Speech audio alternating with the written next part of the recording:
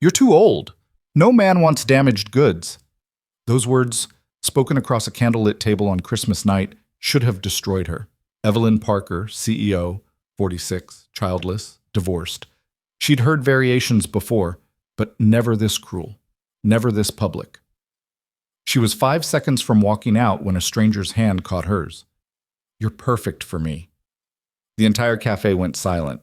Her horrible date's face turned purple, and Evelyn found herself staring at a man she barely knew, someone from her own company, who just gambled everything on 6 impossible words. This is their story. Stay until the end, hit like, and comment your city so I can see how far this journey travels. The snow had started falling around 7 that evening, soft and deliberate, the kind that made Chicago look like a snow globe someone kept shaking. Evelyn Parker stood in front of her bedroom mirror, fastening a string of pearls her grandmother had given her decades ago, and wondered, not for the first time that month, why she'd agreed to this. Because Mom won't stop calling, she muttered to her reflection. The pearls sat cold against her collarbone. Her dress was black, elegant, understated, the kind of armor she wore to board meetings when she needed to remind venture capitalists that Parker Industries hadn't become a tech powerhouse by accident. Tonight, though, the armor felt thin, inadequate. Her phone buzzed on the dresser. Mom, of course. He's already there. Don't be late. First impressions, Evelyn. She typed back. On my way. 46 years old, and her mother still treated her like a teenager going to prom. Except this wasn't prom. This was a blind date arranged by a woman who couldn't accept that her daughter's marriage had ended 8 years ago and showed no signs of revival. Richard Chen, Evelyn said aloud, testing the name. Owns 3 car dealerships in the suburbs, loves golf, divorced, 2 adult children. She grabbed her coat and keys, locked her penthouse apartment, and rode the elevator down 23 floors, wondering if it was too late to fake a sudden illness. The cafe her mother had chosen, Winterlight Bistro, was tucked into a historic building in the Gold Coast, all exposed brick and hanging Edison bulbs. Warmth spilled from its windows onto the snowy sidewalk. Through the glass, Evelyn could see couples bent over wine glasses, laughing, touching hands across small tables. She paused outside, her breath clouding in the cold air. You don't have to do this. But she did, because her mother's voice had carried that particular tone 3 days ago, the one that said she was worried, that Evelyn was alone too much, working too hard, letting life pass by while she chased quarterly earnings and market expansions. One dinner, Evelyn told herself, 2 hours maximum. She pushed open the door.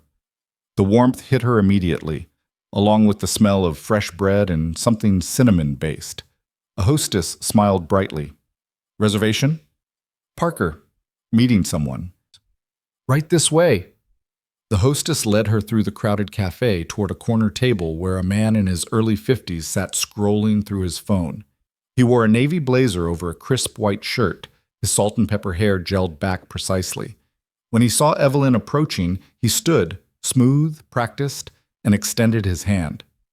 Evelyn, Richard Chen, pleasure to meet you. His handshake was firm, professional, the kind that said he'd closed 1,000 deals. Richard, thank you for meeting me. She slid into the chair across from him, already calculating exit strategies. Your mother speaks very highly of you, Richard said, settling back into his seat. CEO of Parker Industries. Impressive. I've been fortunate. Modest.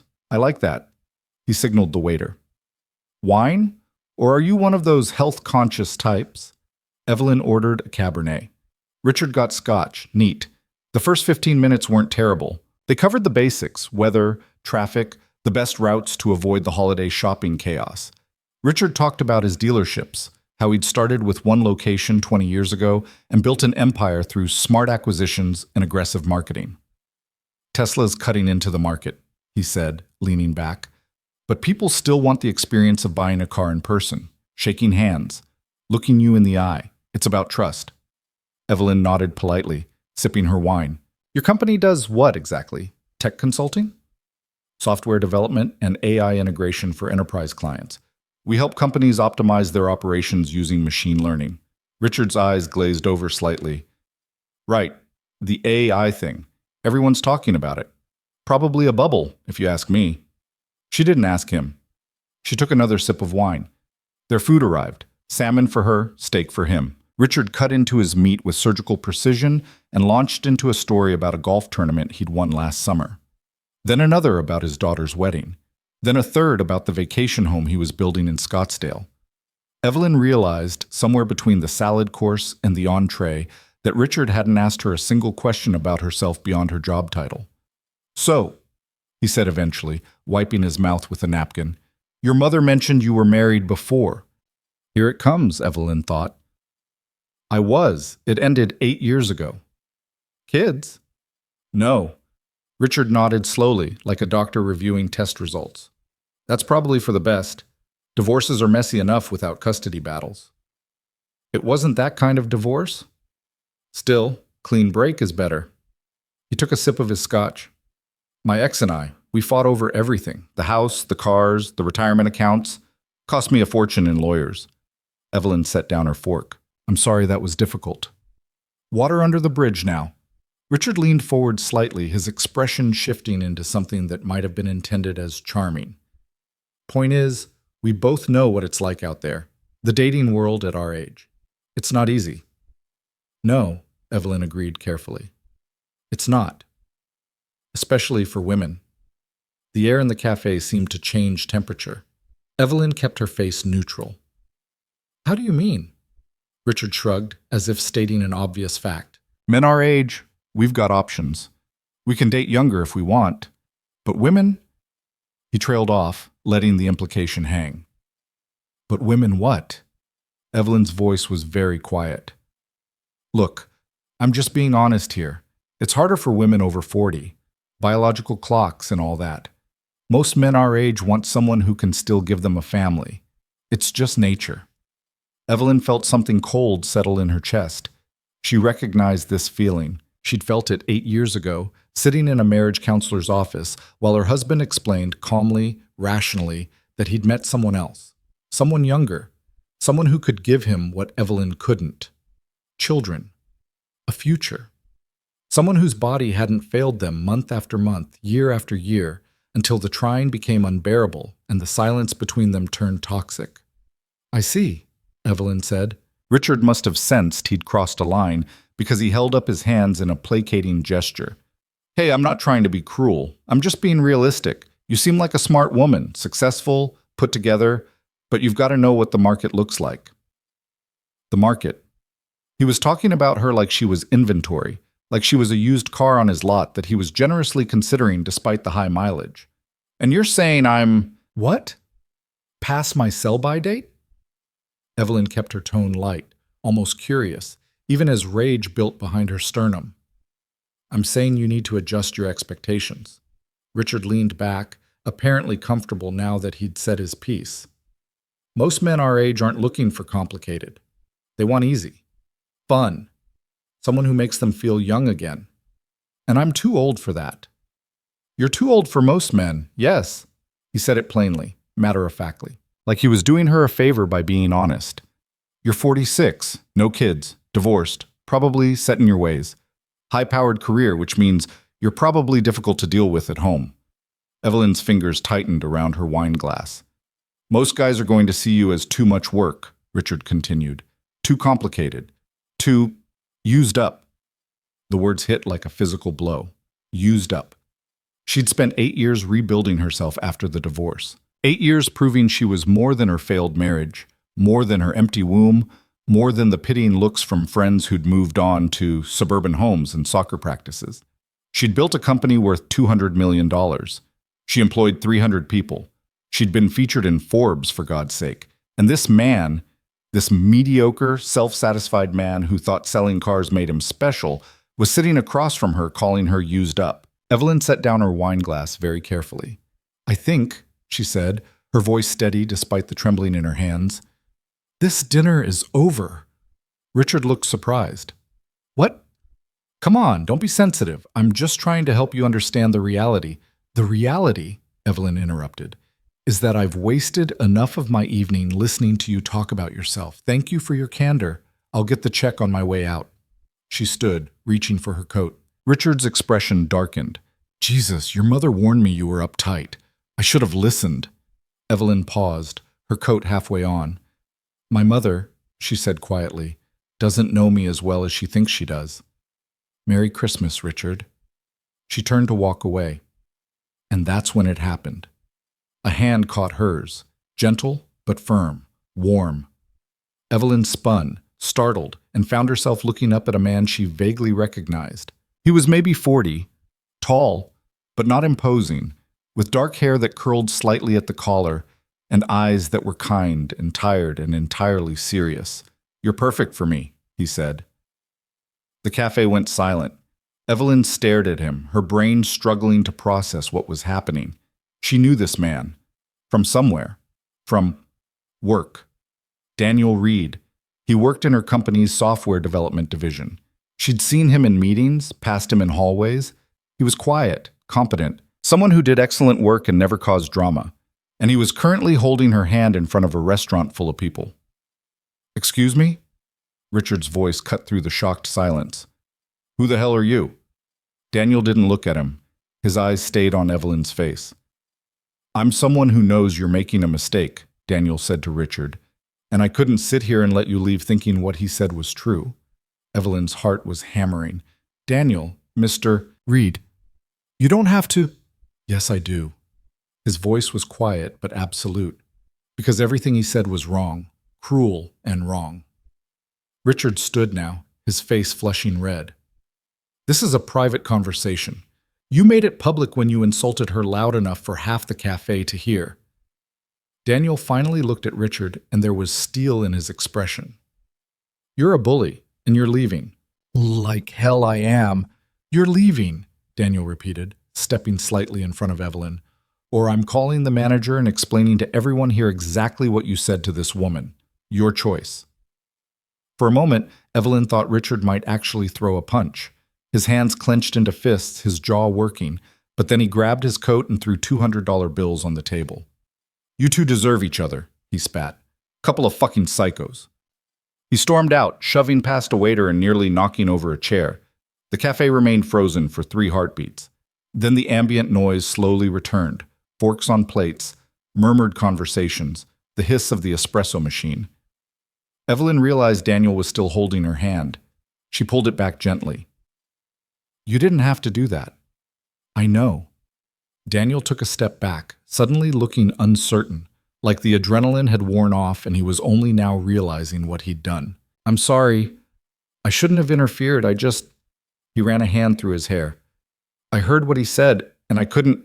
You heard? I'm sitting over there. He gestured toward a small table in the corner, half hidden behind a column. A laptop sat open next to a mostly empty coffee cup.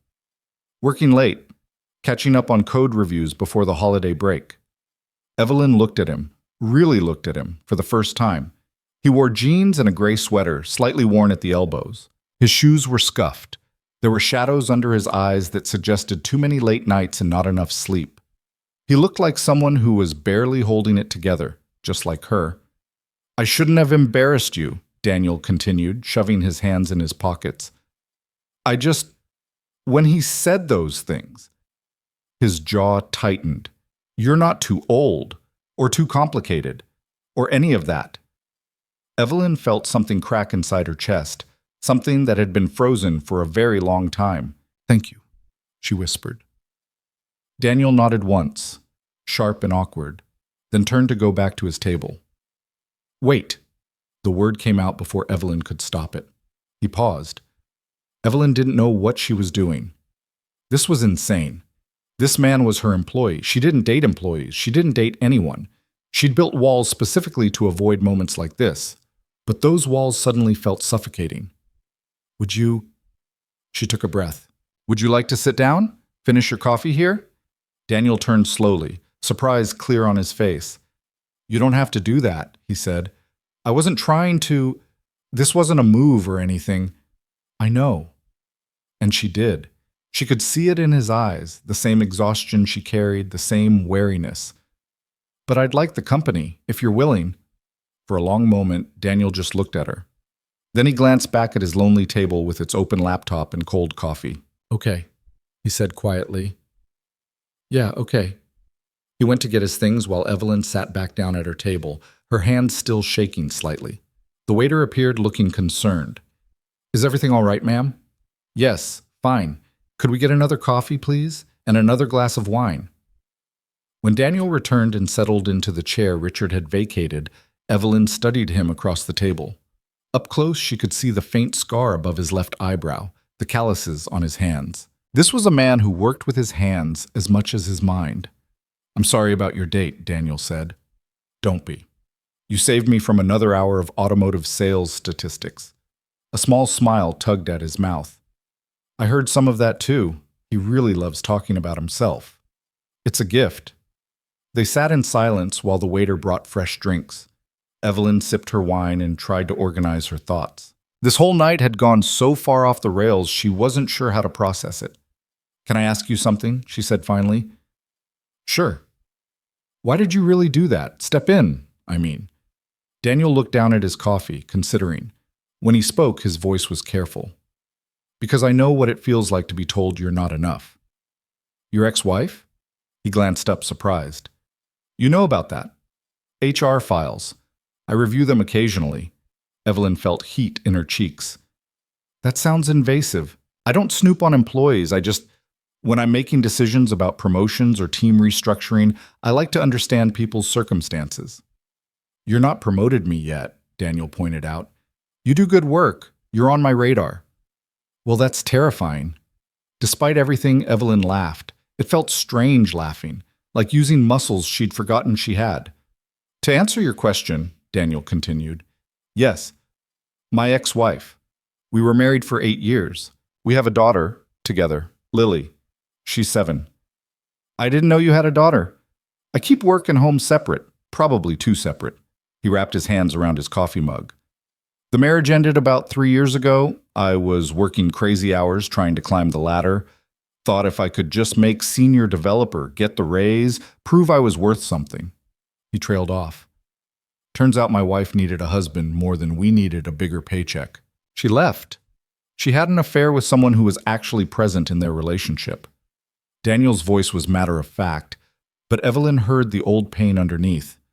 Can't say I blame her. I was barely there. Even when I was physically home, I wasn't really there. Always thinking about code, about deadlines, about the next project. That doesn't excuse cheating. No, but it explains it. He met her eyes. We're both better now, co-parenting, civil. She has Lily most of the time, and I get weekends and holidays. It works. Does it? Evelyn asked softly. Daniel's smile was sad. Most days. Some days it feels like I'm failing at being a father and an employee simultaneously. Tonight, Lily's with her mom for Christmas prep, and I'm sitting in a cafe alone on Christmas Eve working because it's easier than being in my empty apartment wondering if I'm screwing up my kid's life. The honesty of it cut through Evelyn's defenses like a knife through paper. My husband left me because I couldn't give him children, she heard herself say. The words came out flat, clinical, like she was reciting someone else's story. We tried for 6 years. Fertility treatments, specialists, every option available. Nothing worked. And somewhere in those 6 years, we stopped being partners and became enemies united by failure. Daniel didn't say anything. He just listened. He met someone at his gym, Evelyn continued, 29 years old, yoga instructor, pregnant within 6 months of them getting together. She laughed bitterly. They have 2 kids now, boy and a girl. I see the photos sometimes on social media. They look happy. I'm sorry. Don't be. It was 8 years ago. I'm over it. Are you? The question was gentle, but it landed hard. Evelyn looked away, focusing on the snow falling outside the window. I've moved on, built a life. I don't need... She stopped. I don't let myself need things anymore. It's easier that way. Is it? You tell me. You're sitting here alone on Christmas Eve working. Touché? They sat in comfortable silence for a while.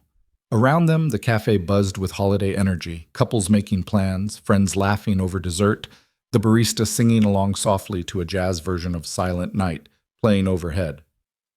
That man tonight, Daniel said eventually. Richard. He's wrong, you know. About all of it. You don't know me well enough to say that. I know enough. Daniel leaned forward slightly. I know you rebuilt the entire back-end architecture of our client portal last year, Because the existing system was causing problems for customer service. You could have outsourced it, but you spent 3 months personally reviewing every line of code because you don't ask your employees to do work you're not willing to do yourself. Evelyn blinked. How do you know that? Because I was one of the developers on that project. You probably don't remember. You had 50 of us working different pieces. But I remember. You came down to the dev floor at 2 in the morning one night because you were reviewing my section and found an elegant solution to a threading problem I'd been stuck on. You didn't send an email. You came down personally to explain your thinking. That was you? That was me. Daniel smiled. You probably talked to 100 developers that month, but I remembered because you treated my work like it mattered, like I mattered, not as a resource, as a person. Evelyn felt warmth spreading through her chest. I do remember that problem, the threading issue. It was keeping me up at night. You solved it in 15 minutes. I had fresh eyes. You're brilliant, Daniel said simply, and kind. And from what I've seen, you care more about the people in your company than most CEOs care about their quarterly bonuses. He paused. That's what I know about you, and none of it has anything to do with your age or your relationship status or whether you can have children. Evelyn's throat tightened. Daniel, you're not too old, he said quietly. You're not too complicated. You're not used up or damaged or any of the garbage he said. You're someone who's been hurt and who kept going anyway. That's not weakness, that's strength. A tear slipped down Evelyn's cheek before she could stop it.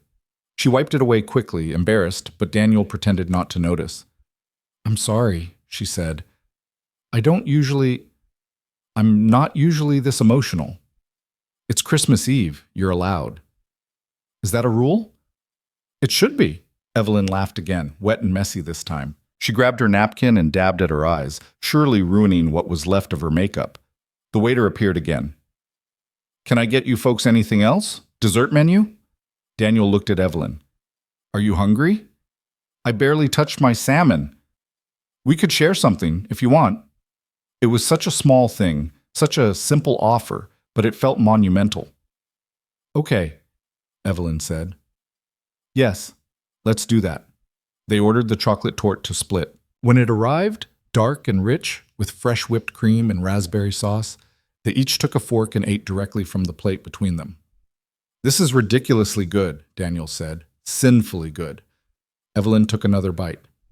I'm going to have to do an extra hour at the gym tomorrow. It's Christmas. Calories don't count. Is that another rule? Definitely. They talked while they ate. Small things at first. Favorite movies, worst travel experiences, the most embarrassing moments of their careers. Evelyn told him about the time she'd given a presentation to investors with her skirt tucked into her pantyhose. Daniel described the client meeting where he'd accidentally shared his screen while a particularly embarrassing error message was displayed. Slowly, the conversation deepened. Daniel talked about Lily, how she loved drawing, how she was obsessed with dinosaurs, how she'd recently announced she wanted to be a paleontologist when she grew up. His whole face changed when he talked about his daughter. The exhaustion fell away, replaced by pure love. She sounds wonderful, Evelyn said. She is. She's the best thing I've ever done. Daniel's smile faded slightly. I just wish I was better at being her dad. She deserves someone who has their life together. She has someone who loves her. That's what matters. I hope so. Evelyn found herself telling Daniel about her own childhood, the pressure from her perfectionist mother, the distant father who showed affection through academic expectations, how she'd internalized the message that love was something you earned through achievement. Is that why you work so hard? Daniel asked. Probably. Therapy would likely confirm it if I ever went. You don't see a therapist? I see my office, my gym, my quarterly earnings reports. Evelyn sighed. Not exactly a balanced approach to mental health, I know. I see a therapist, Daniel offered. Court-mandated during the divorce, but I kept going. She helps me figure out how to be a better co-parent. Does it help? Sometimes. Other times, I just pay someone $150 to tell me I'm doing my best, which I could probably get from a fortune cookie for significantly less. Evelyn nearly snorted wine out her nose. They talked about work, the upcoming product launch, the challenges of scaling their team, the pressure from investors. Daniel had insights she hadn't considered, perspectives from the ground level she couldn't see from her executive suite. You should be in management, Evelyn said at one point. God, no. I like coding. I like solving problems. Management is just solving people problems all day, and I'm terrible at that.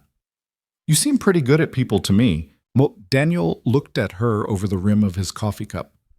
Only the people I care about. The air between them shifted. Evelyn became acutely aware of how close they were sitting, how his knee was almost touching hers under the table, how long it had been since she'd felt this kind of connection with another person. Daniel, she started, then stopped. Yeah. This is probably a terrible idea. What is? This, us, sitting here, whatever this is becoming. Daniel set down his cup. Why is it terrible? Because you work for me. Because we barely know each other. Because I've sworn off dating entirely. Because, she gestured helplessly. Because I'm not good at this. At letting people in. I'm good at spreadsheets and strategic planning and quarterly reviews. Not this. I'm not asking for quarterly reviews, Daniel said gently. I'm just sitting here, having coffee, with someone I'm enjoying talking to. But it could become more. Could it? Evelyn met his eyes. I think it already is. Daniel nodded slowly.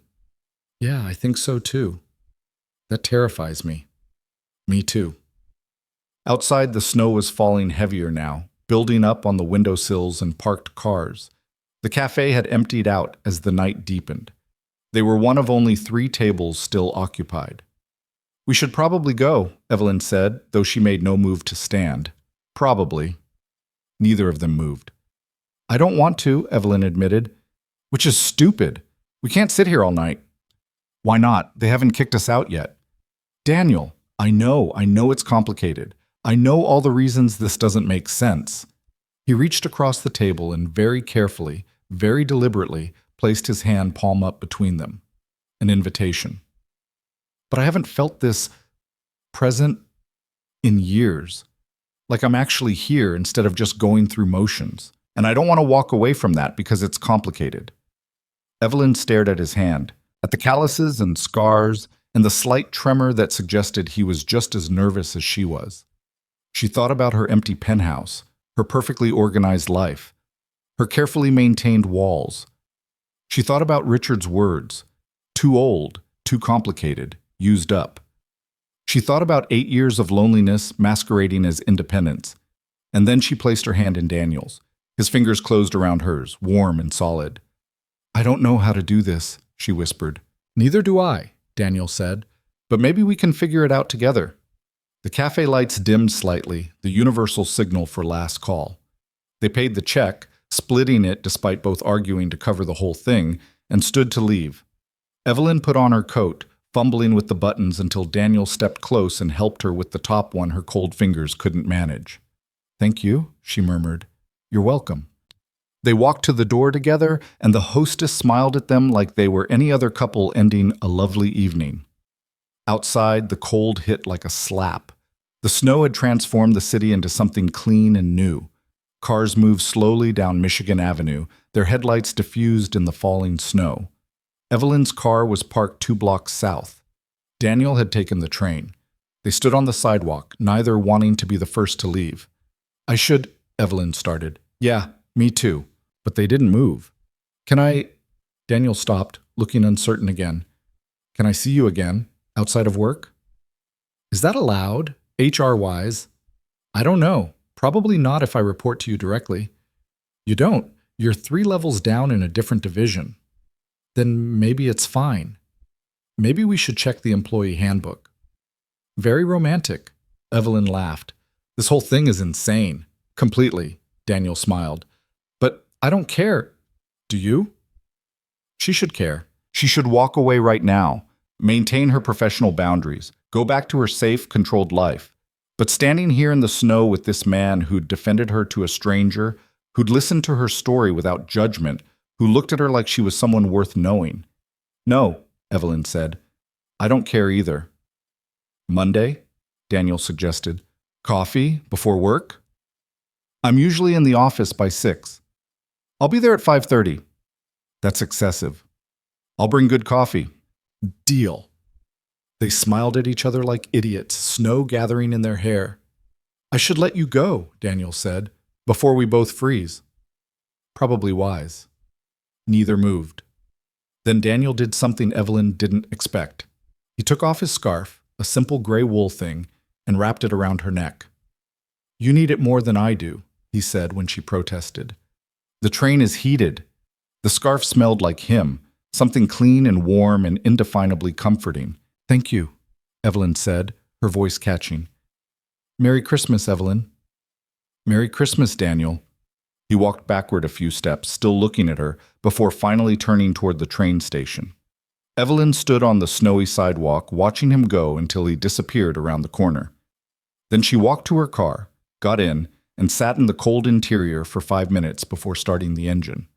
Her phone buzzed. A text from her mother. How did it go? Evelyn stared at the message for a long moment. Then she typed, Not the way you expected. I'll call you tomorrow. Another buzz. Daniel's number appeared on her screen. He must have gotten it from the company directory. Made it to the train. That scarf looks better on you anyway. Evelyn smiled, her fingers cold on the phone screen. Thank you for tonight. For everything. Thank you for not calling security on me. The night's still young. Fair point. I'll watch my back. She drove home through the snowy streets, Daniel's scarf still wrapped around her neck.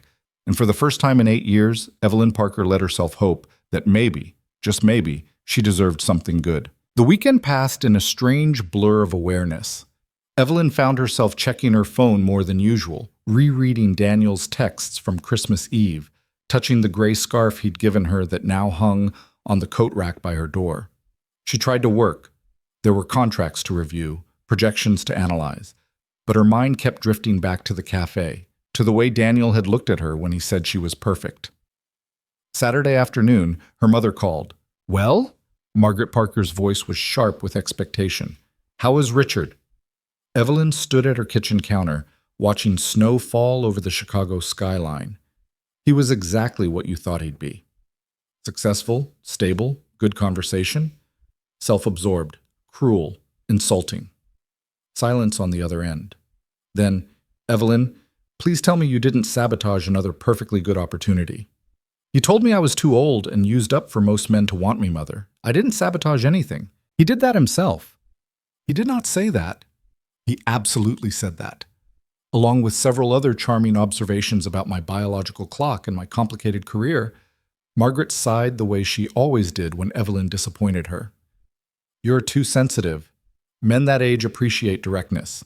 He was probably just being honest about the challenges. I don't need lectures about challenges from a man who thinks selling SUVs makes him qualified to evaluate my worth as a human being. Your standards are impossible, Margaret said. You're 46 years old, Evelyn. You can't afford to be picky anymore. The words landed exactly where they were meant to. I have to go, Evelyn said quietly. Don't be dramatic. Goodbye, Mother. She hung up and stood very still in her quiet apartment, fighting the urge to throw her phone across the room. Instead, she texted Daniel. Question: Does your therapist have room for new patients? His response came 5 minutes later. Rough day? Rough phone call. My mother thinks I sabotaged my Christmas Eve date by having standards. The guy who called you used up? The very same. Your mother has terrible taste in men. You have no idea. 3 dots appeared, disappeared, appeared again. For what it's worth, I think your standards are exactly what they should be. Maybe higher. Evelyn smiled despite herself. Higher? I'm not sure that's mathematically possible. You deserve someone who sees you, really sees you, not just what you can give them. She stared at the message for a long time before typing. Do you have plans tomorrow? Sunday? Lily and I are doing a puzzle, the dinosaur kind, very serious business. Why? Never mind. Enjoy your puzzle. Wait. Did you want to do something? Evelyn hesitated. This was moving fast. Too fast. But the alternative was spending another Sunday alone in her apartment, pretending she didn't feel lonely. Would it be weird if I said yes? Would it be weird if I said I was hoping you would? Probably. Then we're both weird. Park at 2? There's a good one near my place. Lily loves the playground even in winter. I don't want to intrude on your time with your daughter. You wouldn't be intruding. Lily's always asking me why I don't have friends. This would give me evidence that I do. I'm not sure we're friends anymore. What are we then? Evelyn looked at the question for several heartbeats. I don't know, but I'd like to find out. Lincoln Park. 2 o'clock. Bring warm clothes. Sunday dawned cold and bright, the kind of winter day where the sky was so blue it hurt to look at. Evelyn changed outfits 3 times before settling on jeans. She owned exactly 2 pairs, and a cream-colored sweater under her wool coat. She felt ridiculous. She was a CEO meeting an employee and his 7-year-old daughter for a casual afternoon at a park. This shouldn't require wardrobe deliberation. She arrived at Lincoln Park at 5 minutes to 2 and spotted Daniel immediately. He stood near the playground holding the hand of a small girl in a purple parka who was bouncing excitedly on her toes. Evelyn's heart did something complicated in her chest. She walked over, suddenly nervous in a way she hadn't felt since high school. Hi, she said. Daniel turned and his face lit up. Hi. You came. I did. Evelyn, this is Lily. Lily, this is Miss Parker. She works at my company. The little girl looked up at Evelyn with enormous brown eyes. She had Daniel's dark hair, but her mother's delicate features. Are you Daddy's boss? Sort of, Evelyn said, crouching down to Lily's level. I'm the boss of the whole company, so I'm everybody's boss. That's a lot of people. It is. Do you tell people what to do all day? Sometimes. But mostly I listen to people tell me what they need, and I try to help them get it. Lily considered this. That sounds hard. It can be, but it's also really interesting. Daddy says you're really smart. Evelyn glanced up at Daniel, who had the decency to look embarrassed. Did he? He said you're the smartest person at the whole company, and that you solved a really hard computer problem he was stuck on. Well, your dad is pretty smart too. He just needed a fresh perspective. Lily tugged on Daniel's hand. Can I go play now? Stay where I can see you, Daniel said. And don't go on the tall slide without me. I won't! Lily took off toward the playground equipment, her boots kicking up small clouds of snow. Daniel and Evelyn walked slowly toward a bench with a clear view of the playground. Sorry about that, Daniel said. She's 7, no filter. I liked her immediately. Evelyn meant it. There was something refreshing about Lily's directness, her easy curiosity. She's beautiful. She gets that from her mother. Daniel's voice was neutral, factual. She gets her kindness from you. They sat on the cold bench watching Lily climb the jungle gym with fearless determination. How was the rest of your weekend? Daniel asked. Quiet. Productive. I finished reviewing the Q4 reports. On Christmas weekend? Old habits. Evelyn pulled her coat tighter.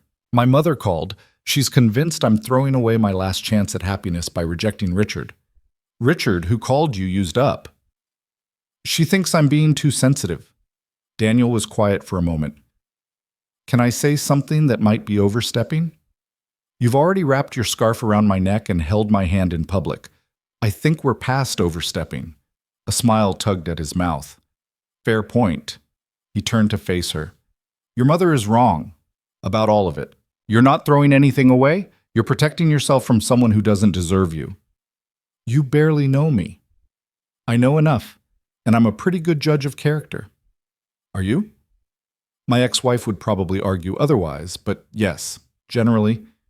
He watched Lily hang upside down from a bar, her laughter carrying across the playground. I wasted 2 years of my marriage trying to be someone I wasn't, working constantly because I thought that's what a good husband and father did. Providing, achieving, never stopping to ask if that's what my family actually needed. What did they need? Me. Present. Engaged. Not just physically there, but actually paying attention. He rubbed his hands together against the cold. By the time I figured that out, it was too late. She'd already found someone who gave her what I couldn't. That must have been devastating. It was, but it was also true. I was a terrible husband, neglectful, absent even when I was home. He glanced at her. I'm trying to be a better father. That's all I can do now. Evelyn watched Lily attempt to climb a snow-covered ladder, her concentration absolute. She seems happy. She is, most days. Sometimes she asks why Mommy and Daddy don't live together anymore, and I have to explain that people can love each other but not be good together. It's a complicated concept for a 7-year-old. It's a complicated concept for 46-year-olds. Daniel laughed softly. True. They sat in comfortable silence, watching Lily play. Other families dotted the playground, couples pushing toddlers on swings, older kids having snowball fights, a teenager teaching a younger sibling to balance on the monkey bars. I always wondered what this would be like, Evelyn said quietly. What? This, the playground on Sunday, watching a child play, being part of that world. She pulled her knees up slightly. My ex-husband and I, we had it all planned. We'd have 2 kids, a boy and a girl. We even had names picked out, Emma and James. Daniel didn't say anything, just listened. Every month when the test came back negative, it felt like a piece of that future died. After 6 years, there was nothing left but grief and blame and doctor's appointments we both dreaded. Evelyn's voice remained steady, clinical. He wanted to try adoption. I couldn't. I know that's selfish, but I just couldn't. The whole process felt like another way of admitting I was broken. You're not broken. Science would disagree. Science doesn't know you. Daniel shifted on the bench. My ex-wife and I, we have Lily. We created this perfect little human together, and we still couldn't make it work. Having kids doesn't guarantee happiness or fix relationships. Sometimes it just gives you a beautiful reason to stay in something that's already dead. Is that what happened with you? Partly. We stayed together an extra year after things fell apart because we thought it was better for Lily. Turned out watching your parents barely tolerate each other isn't great for kids either. Lily ran over, breathless and pink-cheeked. Daddy, come push me on the swings. Okay, Bug, let me. Miss Parker, too. Lily grabbed Evelyn's hand with mittened fingers. You both have to push me super high. Evelyn let herself be pulled toward the swing set, surprised by the warmth that spread through her chest at the small hand in hers. They took turns pushing Lily, who demanded to go higher, higher, until Evelyn was certain she'd achieve orbit. The little girl's laughter was infectious, pure and unself-conscious in a way Evelyn couldn't remember being since childhood. Watch this, Lily shouted and jumped off the swing mid-arc. Evelyn's heart stopped, but Lily landed perfectly in the snow, rolling and coming up triumphant, arms raised like an Olympic gymnast. Lily Marie Reed, Daniel said, his voice tight. What did we talk about? Not jumping without telling you first. Lily's grin was unrepentant. But it was so cool. It was also dangerous. Come here. Lily trudged over, and Daniel crouched down to her level. I know it's fun, but you could get hurt, and that would make me very sad. Okay? Okay. I'm sorry. Apology accepted. Now go play on something that won't give me a heart attack. Lily darted off toward the sandbox, already distracted by another child building a snow castle. Daniel stood, running a hand through his hair. She's going to be the death of me. She's fearless, Evelyn said. Fearless and 7 is a terrifying combination. They walked slowly around the playground's perimeter, staying within view of Lily. Can I ask you something personal? Daniel said after a while. I think we're well past the point of polite boundaries. Do you regret it? Not adopting? Evelyn considered the question carefully. I regret that I let fear make the decision for me. I regret that I was so focused on what I couldn't have that I couldn't see other possibilities. She paused. But I don't know if I regret the outcome. My life took a different path. Maybe that's where it was supposed to go all along. Do you believe that? In meant to be? I believe in making peace with what is. Evelyn glanced at him. Do you? Believe in fate? I believe in showing up and doing the work.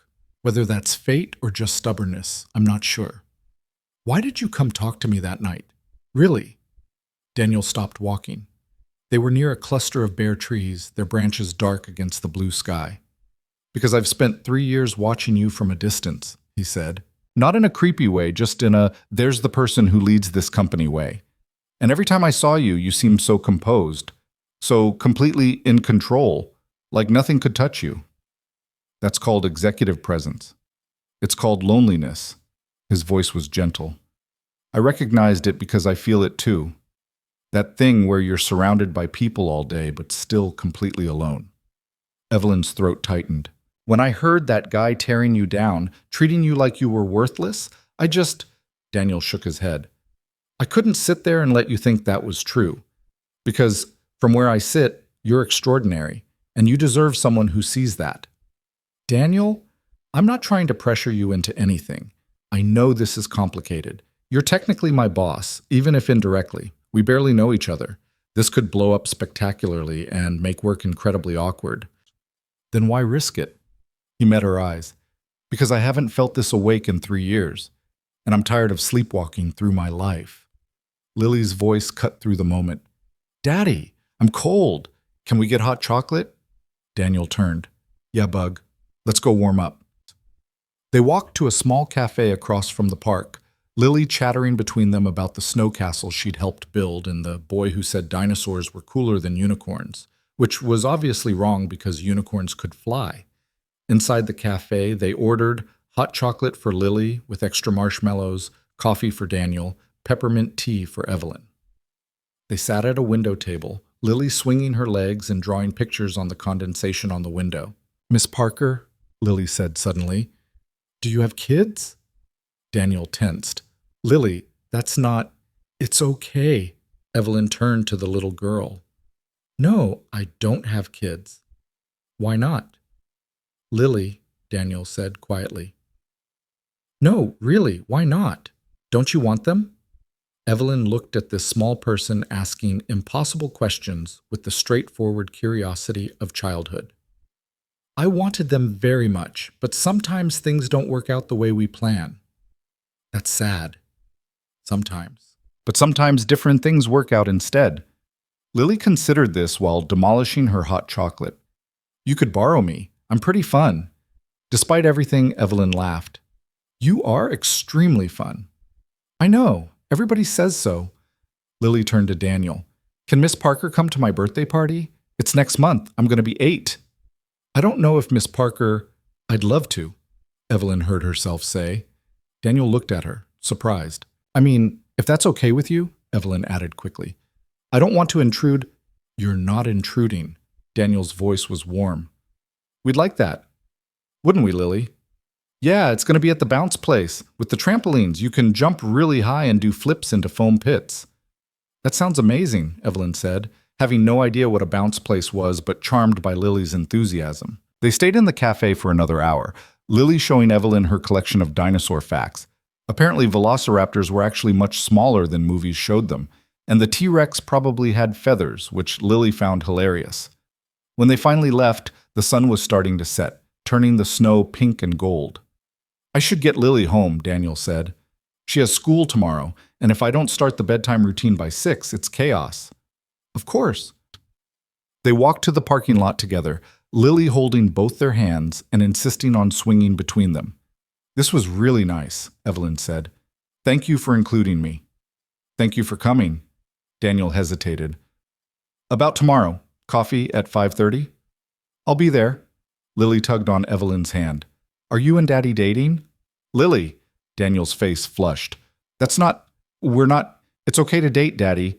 Mommy has a boyfriend. You should have a girlfriend. It's more complicated than that, Bug. Why? You like Miss Parker. She likes you. That's how it works. Out of the mouths of babes, Evelyn thought. Daniel crouched down to Lily's level. How about we talk about this in the car? Say goodbye to Miss Parker. Bye, Miss Parker. See you at my birthday. See you at your birthday, Evelyn confirmed. Lily ran toward Daniel's car, an older Honda with a car seat in the back. Daniel straightened, looking embarrassed. I'm sorry about that. She's very direct, honest, completely charming. Evelyn smiled. She's wonderful, Daniel. You should be proud. I am. I just wish she came with a filter sometimes. Filters are overrated. They stood in the parking lot, neither quite ready to leave. Tomorrow, Daniel said. 5:30. I'll bring the good coffee.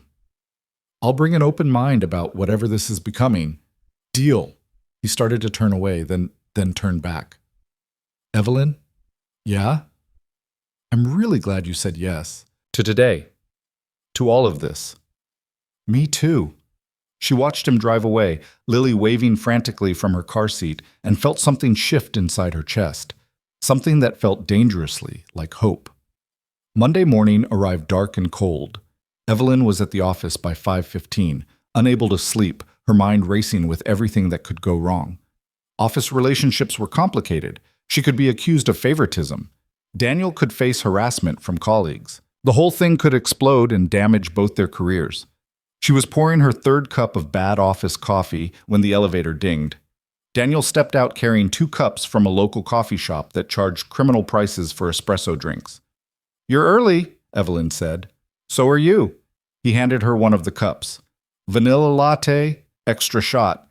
I took a guess based on the fact that you ordered peppermint tea yesterday, which suggests you like things slightly sweet but not overwhelming."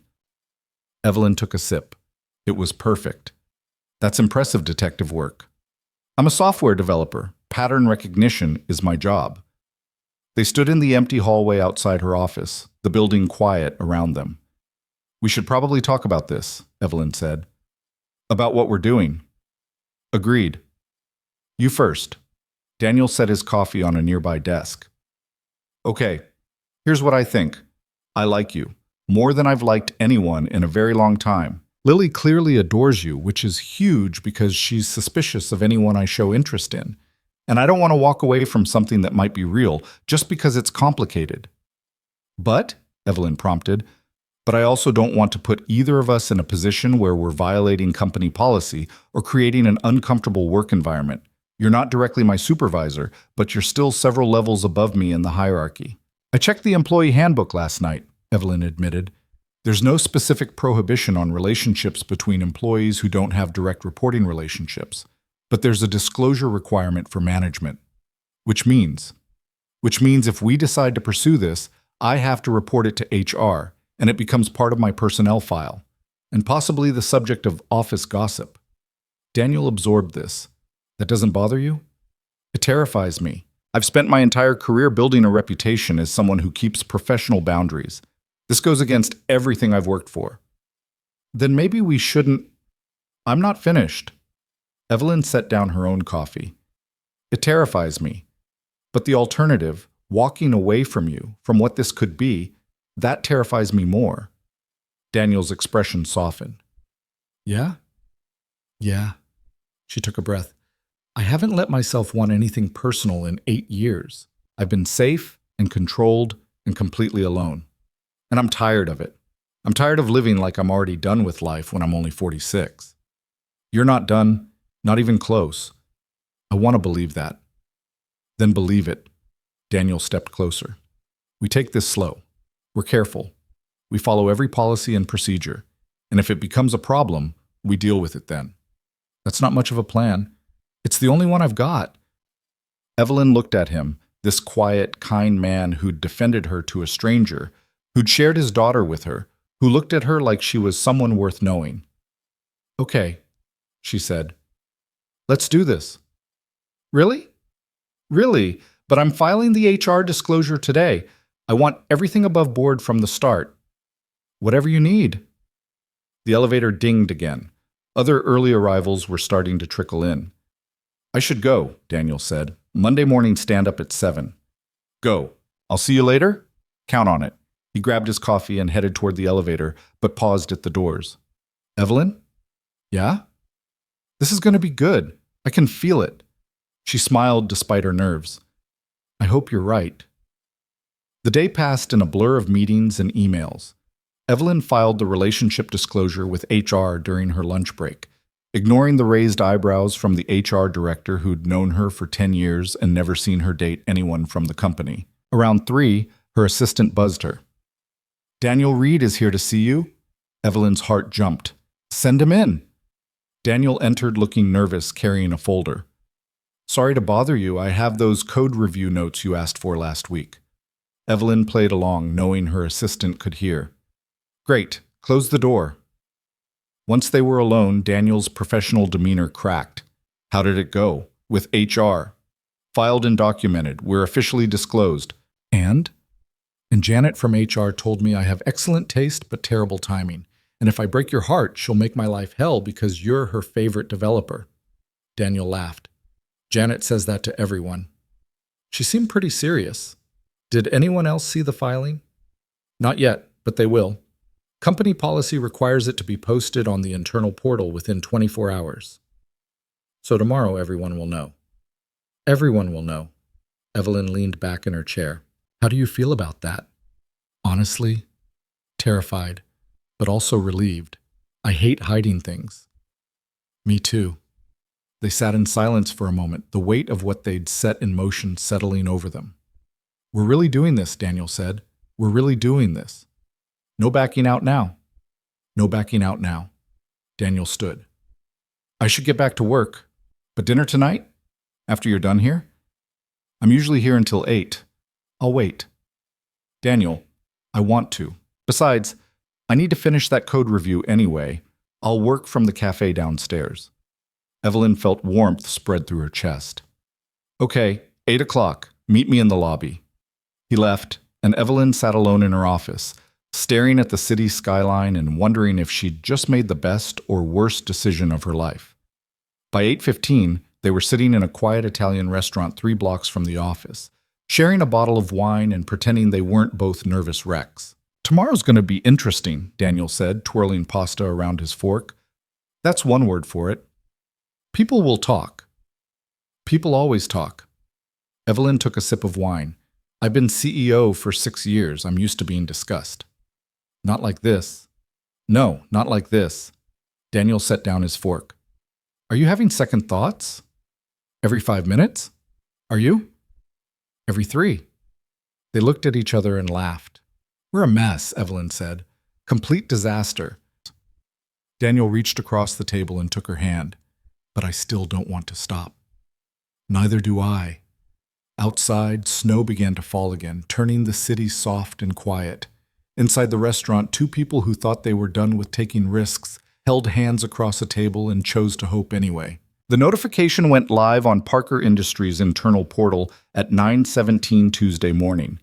Evelyn was in a budget meeting with her CFO when her phone started buzzing with unusual frequency.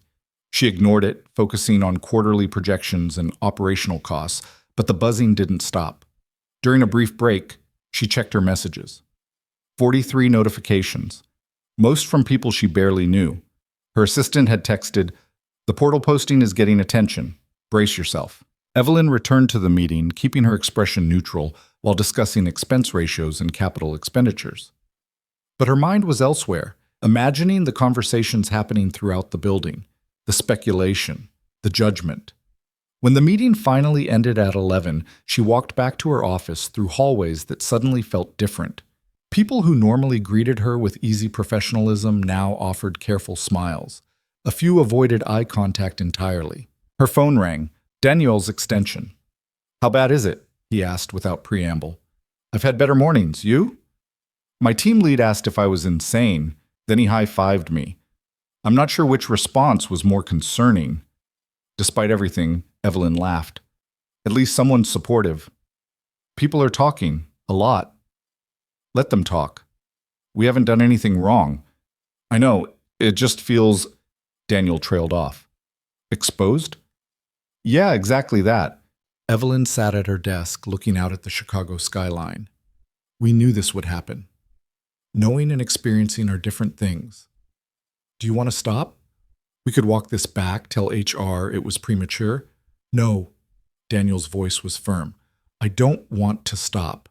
I just wanted to hear your voice. Warmth flooded through her. I'm glad you called. Lunch later? Off campus? I can't. Back-to-back meetings until 4. Dinner then. My place this time. I'll cook. Evelyn hesitated.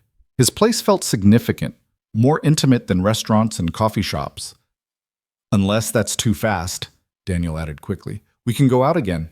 No, your place sounds nice. What time? 7. Lily will be at her mom's, so it'll just be us. I'll be there? She hung up and tried to focus on work, but concentration proved elusive. Around 2, her mother called. Evelyn considered ignoring it, but Margaret Parker had never been one to accept silence. Is it true? Her mother demanded. Hello to you too, Mother. I got a call from Linda Zhao. Her daughter works at your company. She said you're dating someone from the office.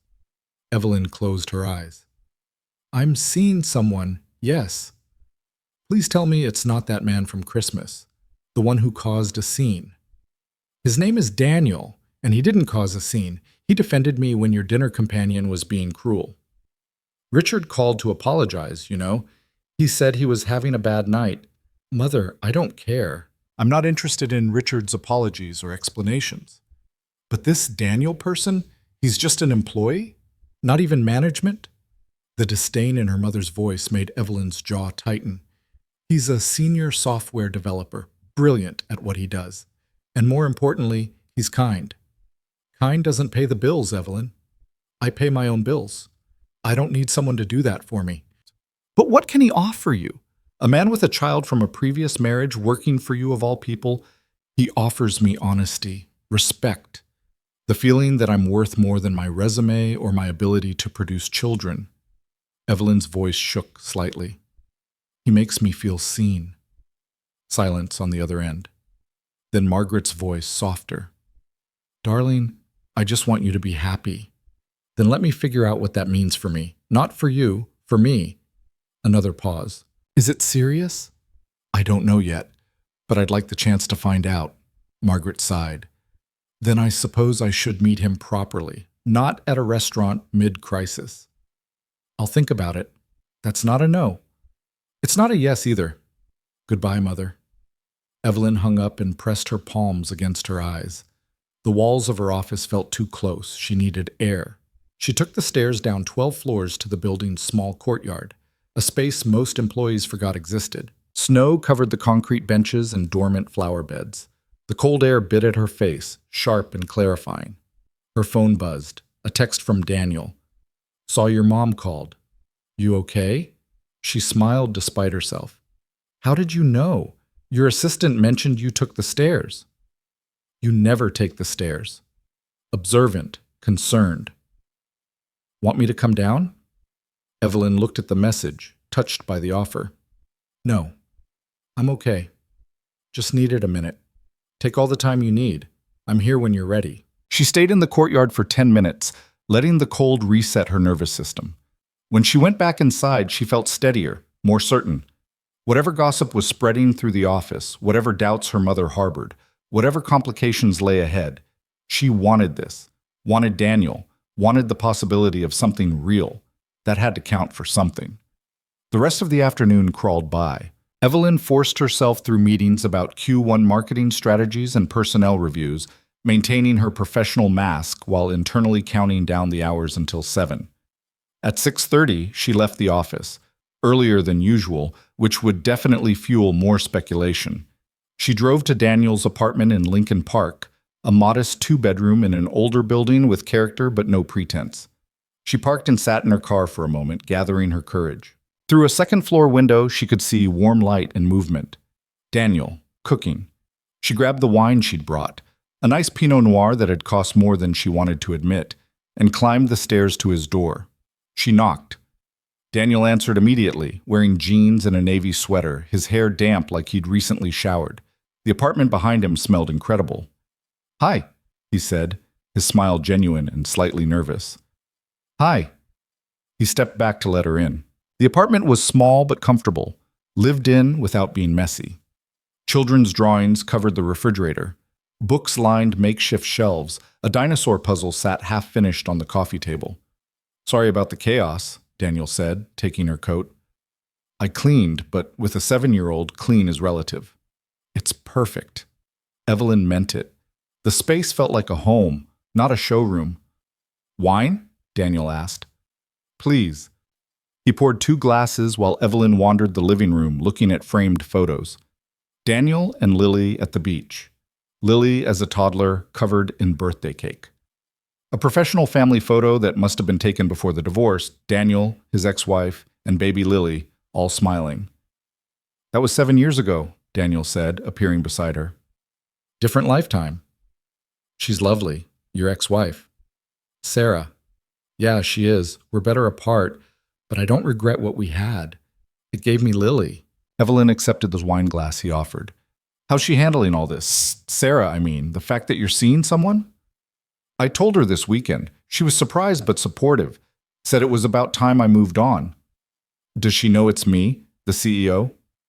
I may have mentioned that detail, yes. Daniel's expression turned wry. She laughed for about 5 minutes straight, called it very on brand for me to overcomplicate things. Is that what I am? A complication? You're the best kind of complication. He gestured toward the kitchen. Dinner's almost ready. I hope you like risotto. I love risotto. Good, because I've been stirring this for 40 minutes, and if you hated it, I might cry.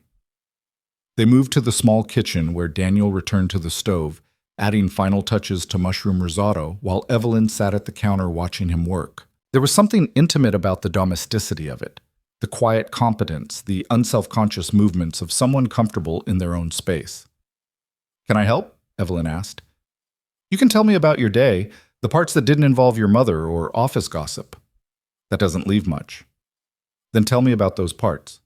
I want to know. So she did. She told him about those awkward conversations, the careful congratulations from allies, the cold shoulders from people who thought she was making a mistake. She told him about her mother's disapproval and her own wavering confidence. Daniel listened while plating their food, his expression thoughtful. My turn? He asked when she finished. Please. Marcus from accounting asked if I was gunning for a promotion by dating the CEO. 2 developers congratulated me. One guy, Brian from QA, said I had balls of steel, and he respected the hell out of it, even if he thought I was crazy. Daniel brought their plates to the small dining table, and my ex-wife texted me around lunch to say that if I'm happy, she's happy. So, overall, mixed reviews. Are you? Happy? Daniel met her eyes across the table. Terrified, anxious, second-guessing everything. And somehow, underneath all that, yeah, I think I am. They ate in comfortable silence for a while. The risotto was perfect, creamy and rich with just the right bite of wine and earthiness from the mushrooms. This is incredible, Evelyn said. Cooking relaxes me. It's one of the few things that shuts off my brain. I relate to that, though for me it's running. You run? 5 miles every morning before work. Rain, snow, whatever. It's the only time my mind goes quiet. I'd fall on my face after half a mile, Daniel admitted. I could teach you. I'd slow you down. Maybe I need to slow down. Daniel's expression softened. Maybe we both do. After dinner, they moved to the couch with fresh wine. Daniel put on quiet music, jazz, instrumental, nothing intrusive. Evelyn found herself relaxing in a way she hadn't in years, her body settling into the cushions, her guard slowly lowering. Can I ask you something personal? Daniel said after a while. We're past the point of impersonal questions. Why did you really agree to that date with Richard? Your mother's pressure can't be the only reason. Evelyn stared into her wine glass. Because I was lonely, and scared that maybe she was right. Maybe I was letting my last chances slip away. She looked at him. Do you know what it's like to be a woman over 40 in this world? Everyone has an opinion about your choices. You're selfish if you don't have kids. You're desperate if you try too hard to meet someone. You're giving up if you don't try at all. That's a lot of noise. It's constant. Evelyn set down her glass. After my divorce, I told myself I didn't need anyone, that I was complete on my own, and I believed it for a long time. But lately, she trailed off. Lately what? Lately, the quiet in my apartment feels less like peace and more like emptiness. Daniel reached over and took her hand. I know that feeling. The difference between solitude and loneliness. They look the same from the outside, but one nourishes you and one just hollows you out. Which one is your apartment? Both, depending on the day. When Lily's here, it's chaos and joy. When she's gone, it's just me and my thoughts, which aren't always great company. You seem to have your life together, though. Daniel laughed. I'm a functional disaster. I eat cereal for dinner when Lily's not here. I've worn the same 3 outfits on rotation for 2 years because I hate shopping. My bathroom has mold I keep meaning to clean. I'm barely keeping it together. You're keeping it together better than most people. So are you. But we're both working really hard to make it look easy, aren't we? Evelyn felt tears prick her eyes. Yeah, we are. They sat close on the couch, hands linked, listening to jazz and the quiet sounds of the city outside. Snow had started falling again, visible through the window. I should probably go soon, Evelyn said, though she made no move to leave. You could stay. The offer hung in the air between them. I don't mean, Daniel clarified quickly. I just meant stay longer. We could watch a movie, or talk more, or sit in comfortable silence, whatever you want. What do you want? Honestly, I want you to feel comfortable enough to stay, but I also don't want to pressure you. Evelyn turned to face him fully. Can I be honest about something? Always. I'm terrified of what I'm feeling right now. It's too much, too fast. We barely know each other. This could crash and burn spectacularly. She took a breath. But I don't want to leave.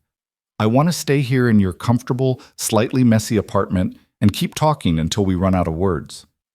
Then stay. Just stay? Nothing more? Just stay. We've got time for everything else. So she stayed. They talked for hours, about everything and nothing. Childhood memories and career ambitions. Favorite books and worst movies. The time Daniel got food poisoning in Thailand, and the conference where Evelyn accidentally insulted a major investor and had to spend 3 days repairing the relationship.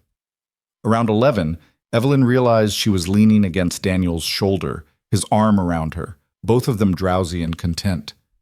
I really should go, she murmured. Stay. Daniel's voice was quiet. The guest room is made up. I'm not asking for anything. I don't want you driving this late, and selfishly, I don't want you to leave yet. Evelyn should have said no, should have maintained boundaries, should have driven home to her empty penthouse, but she was tired of should. Okay, she said. I'll stay.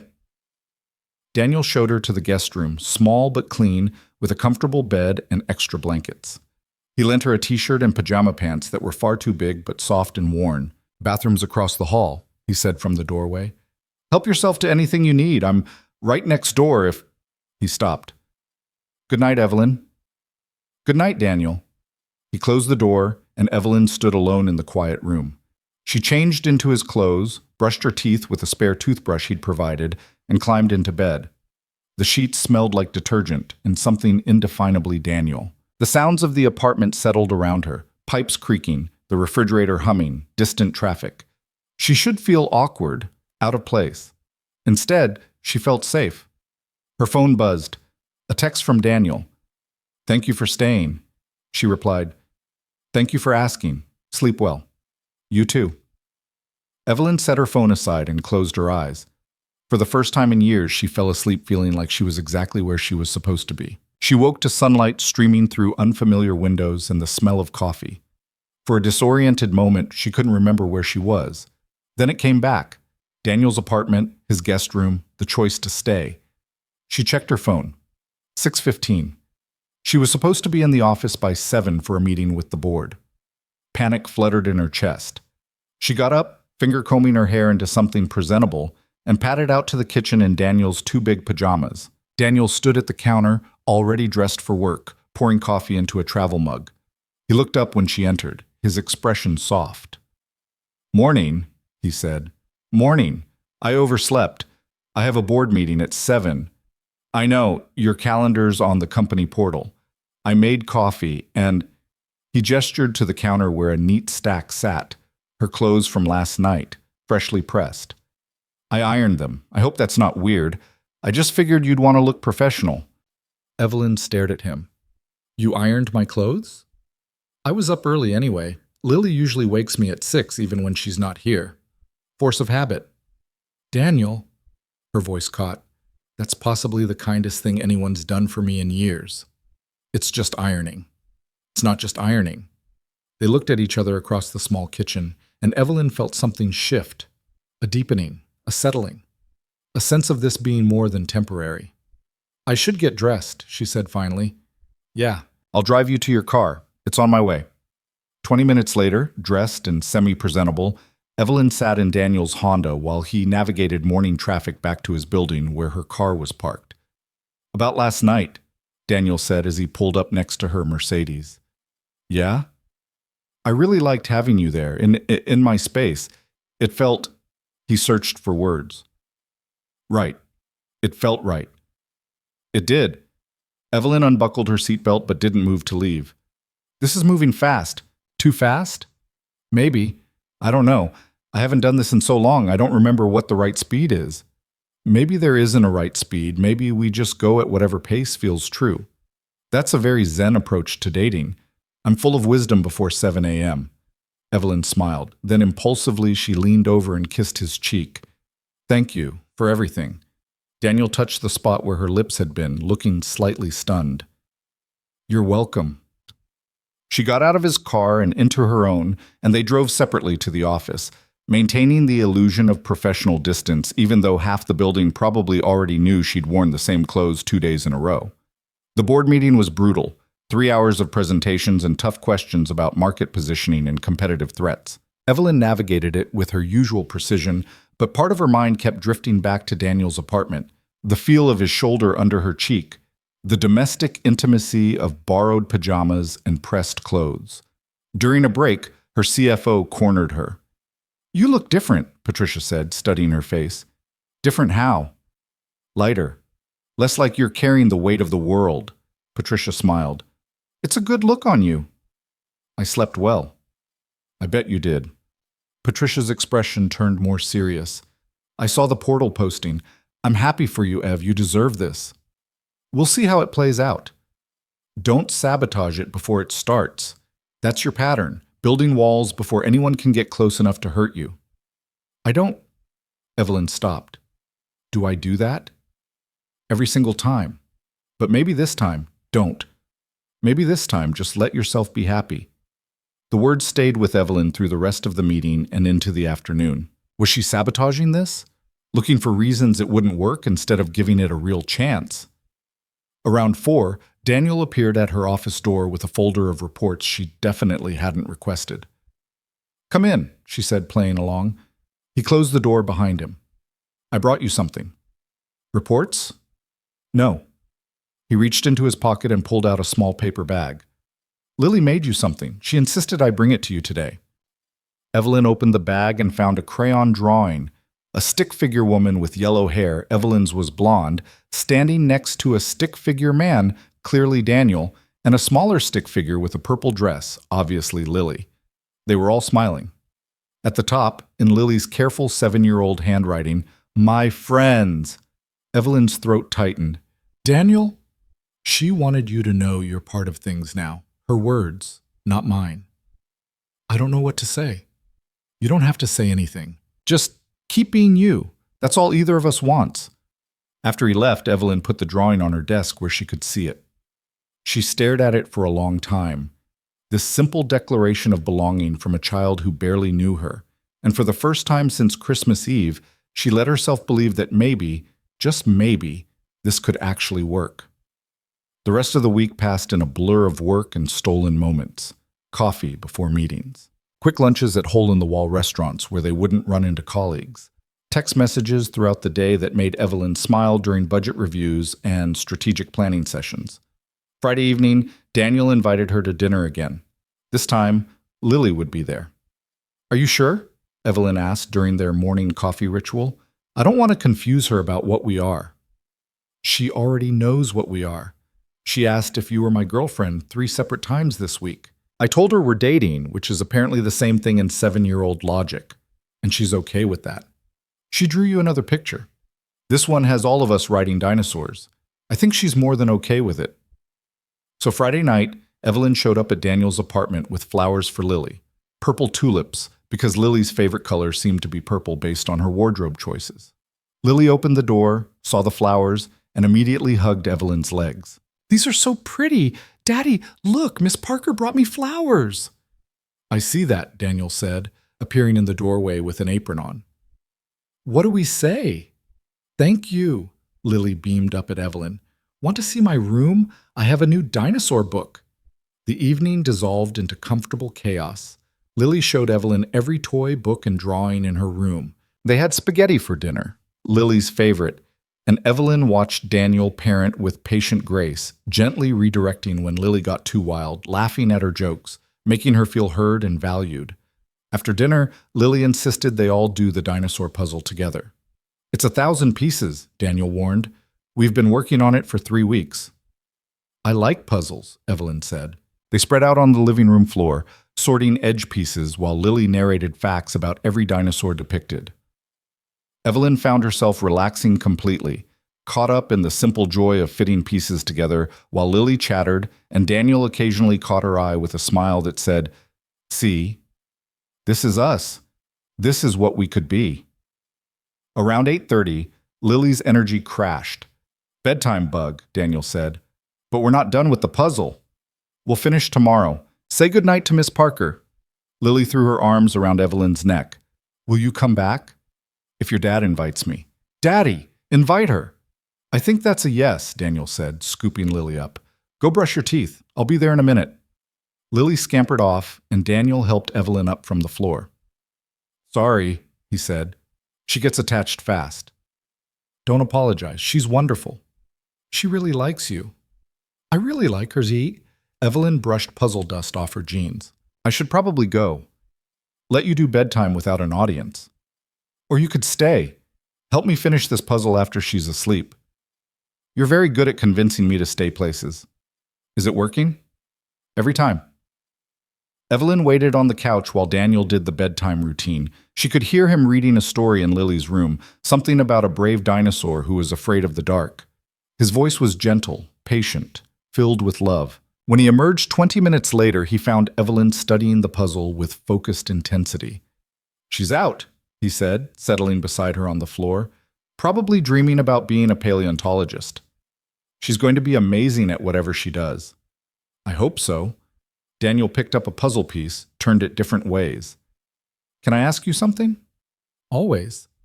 "What did you think? Tonight? All of this?" Evelyn considered the question carefully. "I think I've spent 8 years telling myself I don't need this. The domestic chaos, the family dinners, the bedtime routines. I convinced myself that ship had sailed and I was fine with it. And now? Now I'm sitting on your floor doing a dinosaur puzzle and realizing I've been lying to myself." She met his eyes. "I want this, Daniel. The messiness and the noise and the complications. I want it so much it scares me." "What scares you about it?" "That I'll mess it up. That I don't know how to be what Lily needs. That I'll disappoint you both." Daniel set down the puzzle piece and turned to face her fully. "You couldn't disappoint us. That's not how this works. You don't know that. I know you showed up tonight with flowers because you paid attention to Lily's favorite color. I know you sat on the floor for an hour listening to dinosaur facts without once checking your phone. I know you looked at my daughter like she mattered." His voice was soft but certain. "That's all we need. Just you, showing up, being present. That's it." Evelyn felt tears threatening. "I don't know how to do this halfway. If I'm in, I'm all in. And that terrifies me." "Then be terrified with me. Because I'm all in too, and it scares the hell out of me." They sat on the floor surrounded by puzzle pieces and children's toys, and the evidence of a life being lived, and Evelyn made a choice. She leaned forward and kissed him. It wasn't their first kiss. There had been a brief, tentative one after dinner earlier in the week. But this was different. This was a decision, a commitment, a leap into the unknown. Daniel kissed her back, gentle but sure, his hand coming up to cup her face. When they pulled apart, both slightly breathless, Evelyn whispered, "I'm all in." "Yeah?" "Yeah, all in. Whatever that means." Daniel smiled, bright and real. "It means we figure it out together, one puzzle piece at a time." They finished the dinosaur puzzle that night, working side by side until almost midnight. And when Evelyn finally left, driving home through quiet streets with her heart full and her walls crumbling, she felt something she hadn't felt in 8 years. She felt like she was finally, truly home. The following 3 weeks unfolded with a rhythm Evelyn had never experienced. Work remained demanding. A product launch loomed, investor presentations needed preparation, personnel decisions required her attention, but now there was something else woven through her days. Daniel, Lily, the promise of something beyond quarterly reports and strategic plans. They were careful at the office, professional, but sometimes their eyes would meet across a conference room and Evelyn would feel warmth spread through her chest, a secret shared in plain sight. Other times, Daniel would leave code documentation on her desk with a post-it note that said nothing work-related, just thinking about you in his careful handwriting. The gossip gradually died down. People found new things to discuss. A few colleagues made pointed comments, but most seemed genuinely happy for them. Patricia from finance started inviting them both to the same meetings, claiming it was about efficiency, but smiling knowingly when they arrived together. Evelyn spent most evenings at Daniel's apartment now. They'd fallen into an easy routine. She'd arrive around 6:30, help with dinner, play with Lily until bedtime, then talk with Daniel for hours about everything and nothing. Some nights she stayed over in the guest room. Other nights she drove home, needing space to process how quickly her life was changing. But always she came back. It was mid-February when things shifted. Lily's birthday was approaching, and the little girl talked about nothing else. "It's going to be the best party ever," Lily announced over spaghetti one Tuesday night. "Trampolines and foam pits and pizza and a dinosaur cake." "Sounds incredible," Evelyn said, twirling pasta on her fork. "You're still coming, right?" Lily's eyes were wide with hope. "I wouldn't miss it. And you'll jump with me? On the trampolines?" Evelyn glanced at Daniel, who was trying not to laugh. "I'll do my best." "Daddy's scared of the high trampolines," Lily confided. "But you're brave, I can tell." "Oh, I'm brave now?" "Yeah, you're a boss. Bosses have to be brave." Later, after Lily was in bed, Daniel and Evelyn sat on the couch with wine and the comfortable silence that had become their refuge. "About the party," Daniel said carefully. "Sarah will be there, and her boyfriend, Marcus. I wanted to give you a heads up." Evelyn absorbed this information. "How do you feel about that?" "Fine, actually. Sarah and I are good. Better than we were when we were married, honestly. And Marcus is decent with Lily, which is all that matters. Have you told her? Sarah, I mean, that I'll be there?" "I mentioned it last week when I dropped Lily off. She said she'd like to meet you properly.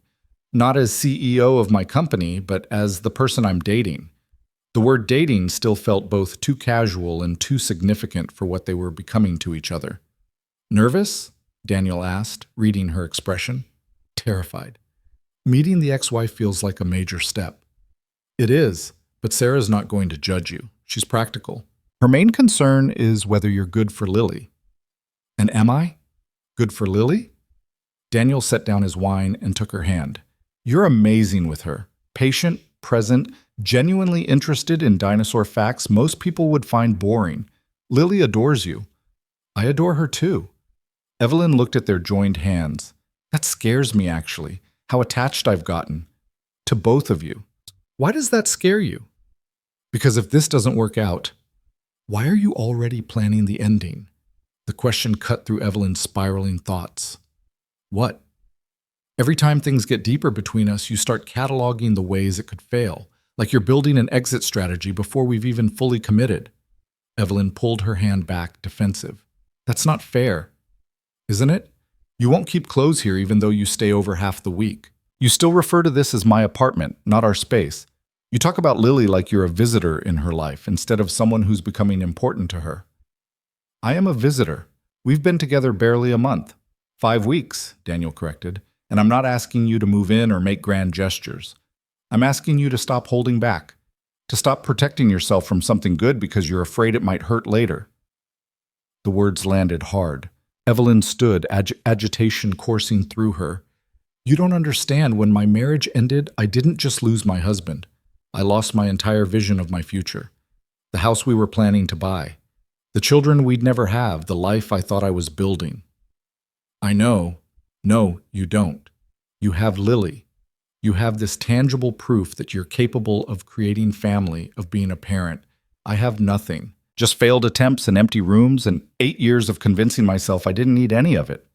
Daniel stood too, facing her across the small living room. "So what are you saying?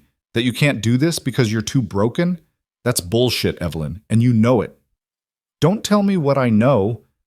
You're using your past as armor. Something terrible happened, so you're protecting yourself from ever being hurt again. But that's not living. That's just existing." "Maybe existing is enough for me." "Is it?" Daniel's voice was quiet now, intense. "Because from where I stand, you've been miserable. Successful, yes. Accomplished, absolutely. But miserable. Going through the motions, checking boxes, never letting anyone close enough to matter." Tears burned in Evelyn's eyes. "That's cruel." "It's true. And I'm not saying it to hurt you.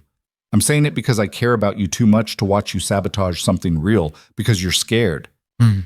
You've known me 5 weeks. You don't get to diagnose my entire life. You're right. I don't. But I know what I see when I look at you. Someone brilliant and kind and so terrified of being vulnerable that she'd rather walk away than risk being happy. The apartment felt too small suddenly, too close. Evelyn grabbed her coat from the rack by the door. Where are you going? Home. I need space to think. Evelyn, wait. I'll see you at work tomorrow. She left before he could respond, taking the stairs instead of waiting for the elevator, her vision blurred with unshed tears. In her car, she sat gripping the steering wheel, breathing hard, trying to calm the panic racing through her system. Daniel's words echoed in her mind. You're using your past as armor. That's not living. That's just existing. Was he right?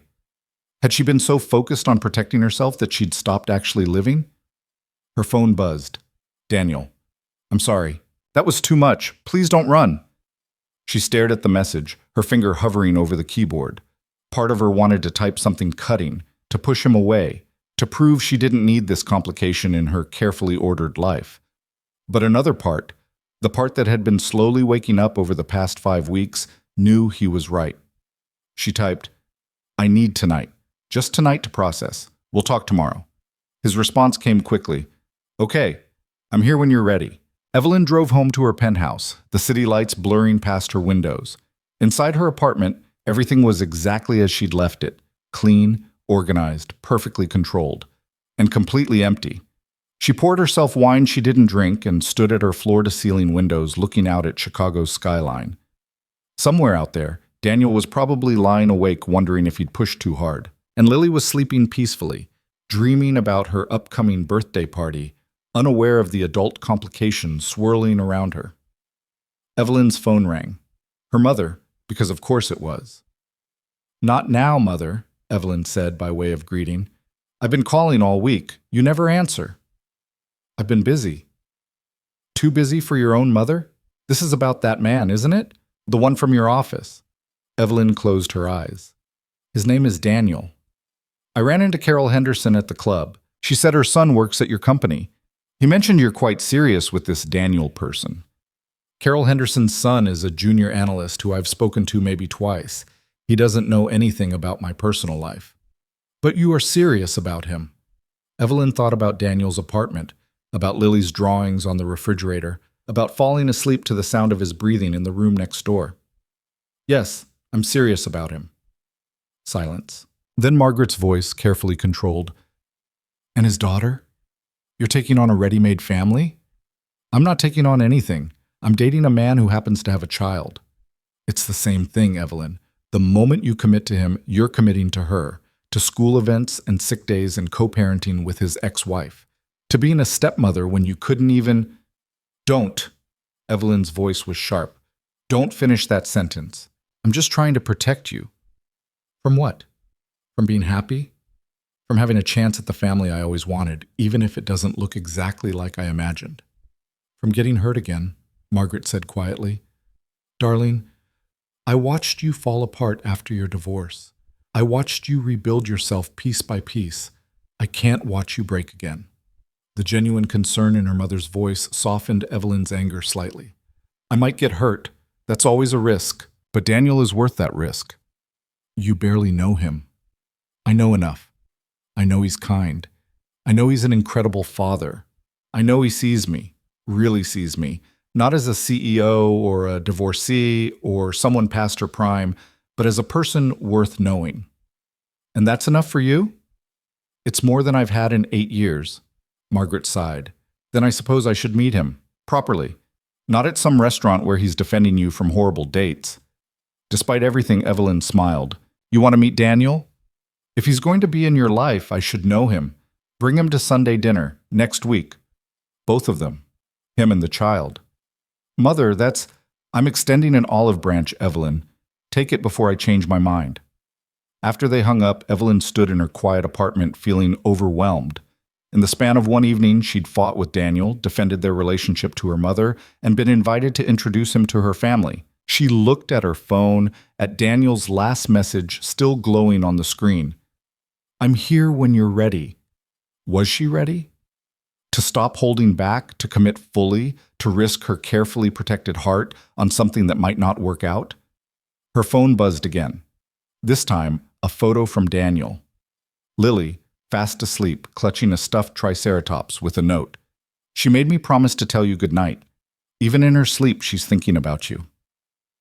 Evelyn's heart cracked open completely. She grabbed her keys and coat and drove back through the dark city to Lincoln Park. Back to Daniel's building. She climbed the stairs to his floor and knocked softly on his door. He answered in sweatpants and a t-shirt, his hair disheveled, surprise and relief warring on his face. "Hi," he said. "Hi." Evelyn's voice was shaky. "Can I come in?" He stepped back immediately. "Always." They stood in his small entryway, the apartment quiet around them, except for the hum of the refrigerator and distant city sounds. "I'm sorry," Evelyn said. "For running. For always running. I'm sorry for pushing too hard. You were right." She cut him off. "About all of it. I've been existing, not living, using my past as an excuse to never fully show up, and I'm tired of it." Daniel reached for her hand. "Evelyn, I'm terrified," she continued, the words tumbling out now, "of messing this up, of not being enough for Lily, of disappointing you both, of losing myself in this and then having it fall apart. But I'm more terrified of walking away and spending the rest of my life wondering what if. So what are you saying?" "I'm saying I'm all in, really all in. No more exit strategies or holding back or planning the ending before we've even really begun." She squeezed his hand. "I want this. I want you. I want late nights doing dinosaur puzzles and chaotic dinners and whatever complications come with being part of your life. Lily's life." Daniel pulled her close, wrapping his arms around her. "You're sure? Terrified but sure. Is that good enough?" "It's perfect." He held her tight, and Evelyn felt something shift inside her, the last of her walls crumbling, leaving her exposed and vulnerable and somehow safer than she'd felt in years. They stood holding each other in the quiet apartment until Evelyn pulled back slightly. "My mother wants to meet you. And Lily. Sunday dinner." Daniel's eyes widened. "That's significant." "Very. She can be intense and judgmental, and she'll probably ask inappropriate questions about your career trajectory and financial stability." "Sounds delightful." "You don't have to come. I can tell her it's too soon. I want to come." Daniel cupped her face. "I want to meet your mother and survive her interrogation and prove to her that I'm worthy of you." "You don't have to prove anything." "Maybe I want to anyway." Evelyn kissed him then, soft and sure, and when they pulled apart, she whispered, "Can I stay?" "Not in the guest room. With you." "Are you sure?" "I've never been more sure of anything." He led her to his bedroom, simple and unadorned except for a few books on the nightstand and a photo of Lily on the dresser. They lay down together, still clothed, just holding each other in the dark. "Tell me something," Daniel said after a while. "Something you've never told anyone." Evelyn was quiet, thinking. Then, "After my divorce, I used to drive past elementary schools and watch parents pick up their kids. I'd sit in my car and imagine what that felt like, the routine of it, the normalcy. I did it for almost a year before I realized how pathetic it was." "That's not pathetic, that's grief." "Well, I was mourning a life I never had." "You're allowed to mourn things that never were. The loss is still real." Evelyn turned in his arms to face him. "Your turn. Tell me something." "After Sarah left, I convinced myself I'd never want to be with anyone again, that I was broken in some fundamental way. I threw myself into being Lily's dad and ignored everything else." He brushed hair from her face. "And then I saw you across that cafe on Christmas Eve, being torn down by a man who didn't deserve to breathe the same air as you, and something in me woke up, like I'd been sleepwalking and suddenly remembered what it felt like to be awake." "Daniel, I know it sounds dramatic, but it's true. You woke me up, Evelyn, and I don't want to go back to sleep." They fell asleep tangled together, and when Evelyn woke in the early morning to pale winter light filtering through the curtains, she felt different, lighter, like she'd finally set down a weight she'd been carrying for 8 years. Daniel was already awake, watching her with soft eyes. "Morning," he murmured. "Morning." She stretched, comfortable in his space in a way she'd never been in anyone else's. "What time is it?" "6. Lily will be up soon." Her internal alarm is ruthlessly punctual. As if on cue, small footsteps pounded down the hallway. The bedroom door burst open.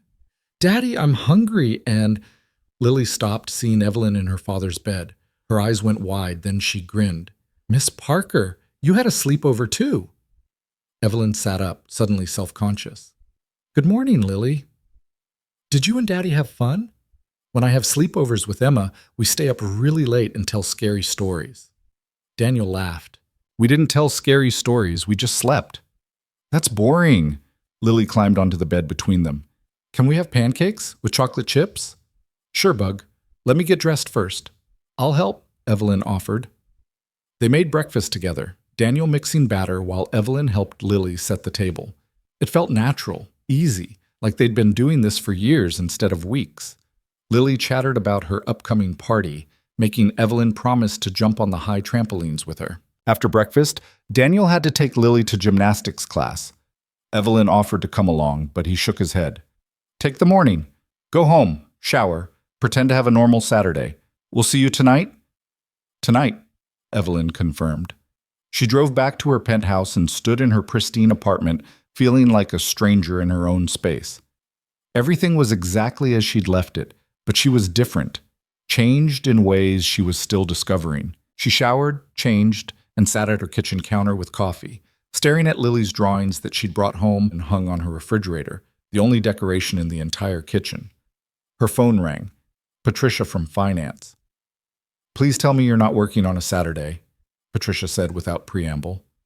"I'm not working. I'm existing." That sounds depressing. Coffee? The good place on Michigan Avenue? An hour later, they sat in a crowded cafe, steam rising from expensive lattes. "You look different," Patricia observed. "Good different. Settled different. I stayed over at Daniel's last night." And it felt right, scary and right. Evelyn wrapped her hands around her cup. "His daughter found me in his bed this morning." "Oh no." "Oh no is right," except she didn't care. She just asked if we could have chocolate chip pancakes and then climbed into bed between us. Patricia smiled. "That's adorable." It was. It was so normal and domestic and everything I convinced myself I didn't need. Evelyn looked at her friend. "I'm falling in love with him. With both of them. And it terrifies me." Love is terrifying, especially when you've been hurt before. How do I do this? How do I let myself be vulnerable again? You just do. One day at a time. One moment at a time. Patricia reached across the table and squeezed her hand. "You deserve this, Ev. You deserve to be loved and to love someone back. Don't let fear rob you of that." They talked for another hour, about work, about life, about the strange courage it took to show up for happiness when disappointment felt safer. When Evelyn finally left, heading back to her car through busy Saturday streets, she felt steadier, more certain. She texted Daniel, "What time should I come over tonight?" His response, "Lily's party planning committee, population 1, has requested your presence at 4 p.m. for cake tasting. Apparently my opinion doesn't count because I'm not good at flavors." Her words. Evelyn laughed and typed back, "I'll be there. Tell her I take cake very seriously." That evening, she arrived to find Daniel's apartment transformed into party planning headquarters. Lily had spread drawings, lists, and party supply catalogs across every surface. "Miss Parker, finally!" Lily grabbed her hand.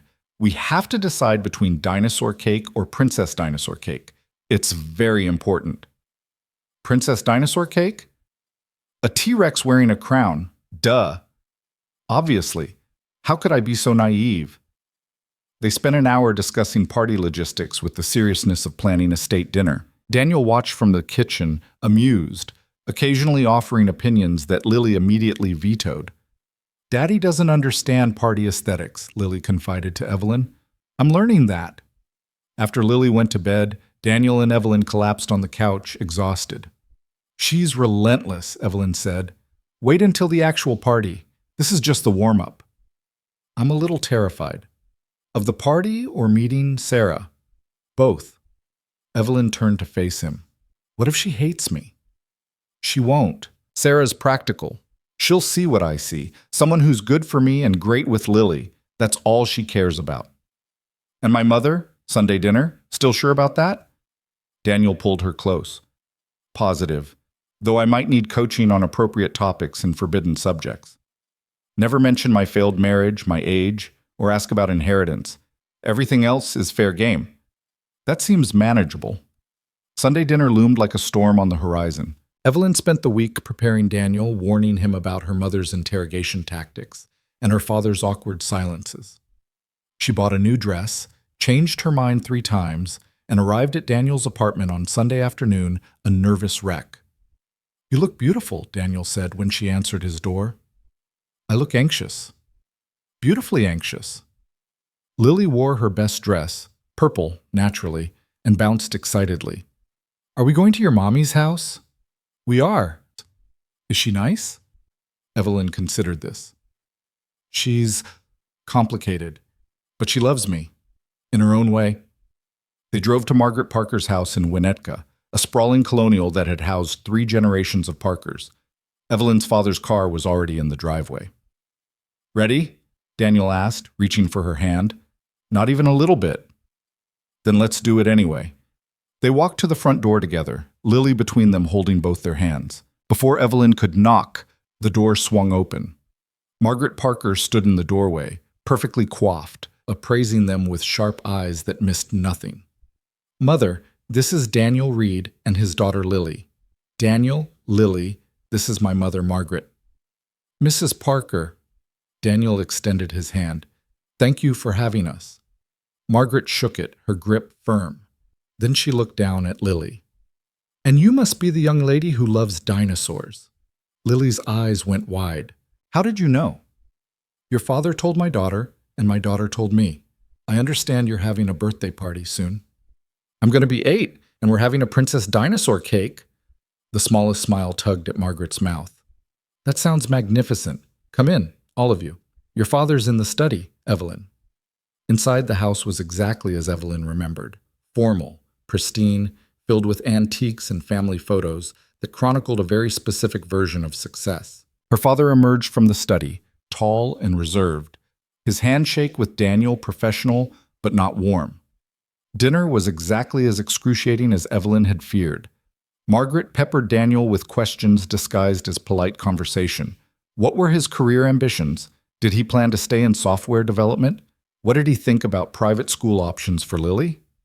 Daniel handled it with grace, answering honestly without defensiveness. He talked about loving his work, about being present for Lily, about valuing stability over constant advancement. "And you're comfortable," Margaret said carefully, "with the dynamic, dating someone who is technically your employer?" "Mother," Evelyn started. "It's okay," Daniel said. "It's a fair question. Honestly, Mrs. Parker, I was terrified at first. The power dynamic, the potential for gossip, the complications. But what I feel for your daughter is worth navigating those complications." "What you feel?" Margaret's eyebrow arched. "I'm in love with her," Daniel said simply. The table went silent. Evelyn's heart stopped. Daniel looked at her, his expression open and honest. "I probably should have told you first in private, but it's true. I love you. I have for weeks. I just didn't want to scare you off by saying it too soon." "Daniel," Evelyn's voice caught. "You don't have to say it back. I just needed you to know." Lily, oblivious to the tension, piped up. "I love Miss Parker too. She's the best." Margaret set down her wine glass slowly. "Well, that's certainly direct." Evelyn's father actually chuckled, a rare sound. The rest of dinner passed in a blur. Evelyn barely tasted her food, too overwhelmed by Daniel's declaration to process anything else. After dessert, while Margaret was showing Lily the garden, Evelyn pulled Daniel aside. "Did you mean it?" she whispered. "Every word. We've known each other 2 months. 5 weeks, 2 days. But who's counting?" He took her hands. "I know it's fast. I know you might not be there yet, but I couldn't sit at that table being interrogated about my feelings and not tell the truth." Evelyn looked at this man who'd defended her to strangers, who'd pressed her clothes when she overslept, who'd included her in his daughter's life without hesitation. This man who saw her completely and loved her anyway. "I love you too," she said. Daniel's face lit up. Yeah? I've been terrified to admit it. But yeah, I love you, both of you. He kissed her there in her mother's formal hallway, surrounded by family portraits and the ghosts of her perfect childhood. When they pulled apart, Margaret was standing in the doorway watching them. Well, she said briskly, I suppose if you're going to make declarations of love in my house, you might as well do it properly. Evelyn turned, embarrassed. Mother, he's not what I would have chosen for you, Margaret continued, but I can see that he makes you happy, and Lily is delightful. So I suppose I'll have to adjust my expectations. Coming from Margaret Parker, it was practically a blessing. They left an hour later, Lily clutching a bag of cookies Margaret had insisted she take. In the car, driving back through dark suburban streets, Lily fell asleep almost immediately. That went better than expected, Daniel said. She didn't eviscerate you, so yes. Success. Your father barely said 2 words. That's actually a good sign. When he disapproves, he lectures. They drove in comfortable silence, Lily's soft breathing from the back seat. Did you mean it? Daniel asked. What you said? About loving us? Yes. Terrifying as it is, yes. Good, because I meant it too, and I'm not going anywhere. Evelyn reached over and took his hand, lacing their fingers together. For the first time in 8 years, she believed in forever again. Lily's birthday arrived on a Saturday that dawned bright and cold, the kind of February morning where the sun glinted off snow and made everything look crystalline and new. Evelyn woke in Daniel's bed to find him already dressed, moving quietly around the room, trying not to disturb her. What time is it? She mumbled. 7. Sorry, I was trying to let you sleep. On Lily's birthday? Fat chance of that. As if summoned by her name, Lily burst through the door wearing her dinosaur pajamas and the biggest grin Evelyn had ever seen. I'm 8, she announced, launching herself onto the bed between them. I'm officially 8 years old, and that means I'm basically a grown-up. Practically ancient, Daniel agreed, pulling her into a hug. Happy birthday, Bug. But can we have birthday pancakes with extra chocolate chips? And then can we go to the party place early to make sure everything's perfect? The party doesn't start until 2, but we should check. What if they forget the dinosaur decorations? What if the trampolines are broken? What if... Lily. Daniel caught her face gently. Everything will be perfect, I promise. But what if it's not? Evelyn reached over and smoothed Lily's hair. Then we'll figure it out together. That's what birthdays are for, making good memories, even when things don't go exactly as planned. Lily considered this, then nodded seriously. Okay, but can we still have extra chocolate chips? They spent the morning in organized chaos. Birthday pancakes with enough chocolate chips to constitute a health hazard. Present opening, Evelyn had gotten Lily a complete set of dinosaur encyclopedias that made the little girl scream with joy. Daniel gave her a new bike with training wheels, which Lily insisted she was too old for until she actually sat on it and realized how tall it was. Around 11, the doorbell rang. Daniel answered it to find Sarah standing there with a tall man Evelyn assumed was Marcus. Birthday girl! Sarah swept past Daniel and scooped Lily into a hug. Look at you, all grown up. I'm 8, Mommy, and I got encyclopedias and a bike, and tonight we're having Princess Dinosaur cake. I know, baby. I can't wait to see it. Sarah set Lily down and turned to where Evelyn stood awkwardly by the kitchen counter. You must be Evelyn. I'm Sarah. It's nice to meet you. Properly, I mean. Sarah was petite and pretty, with warm brown eyes and an easy smile that immediately put Evelyn at ease. She extended her hand, and when Evelyn took it, Sarah pulled her into a brief hug instead. Thank you, Sarah said quietly, for being good to both of them. I haven't done anything. You have. Daniel's different since you came into his life. Lighter. And Lily talks about you constantly. Sarah smiled. That's everything to me, knowing my daughter is around people who care about her.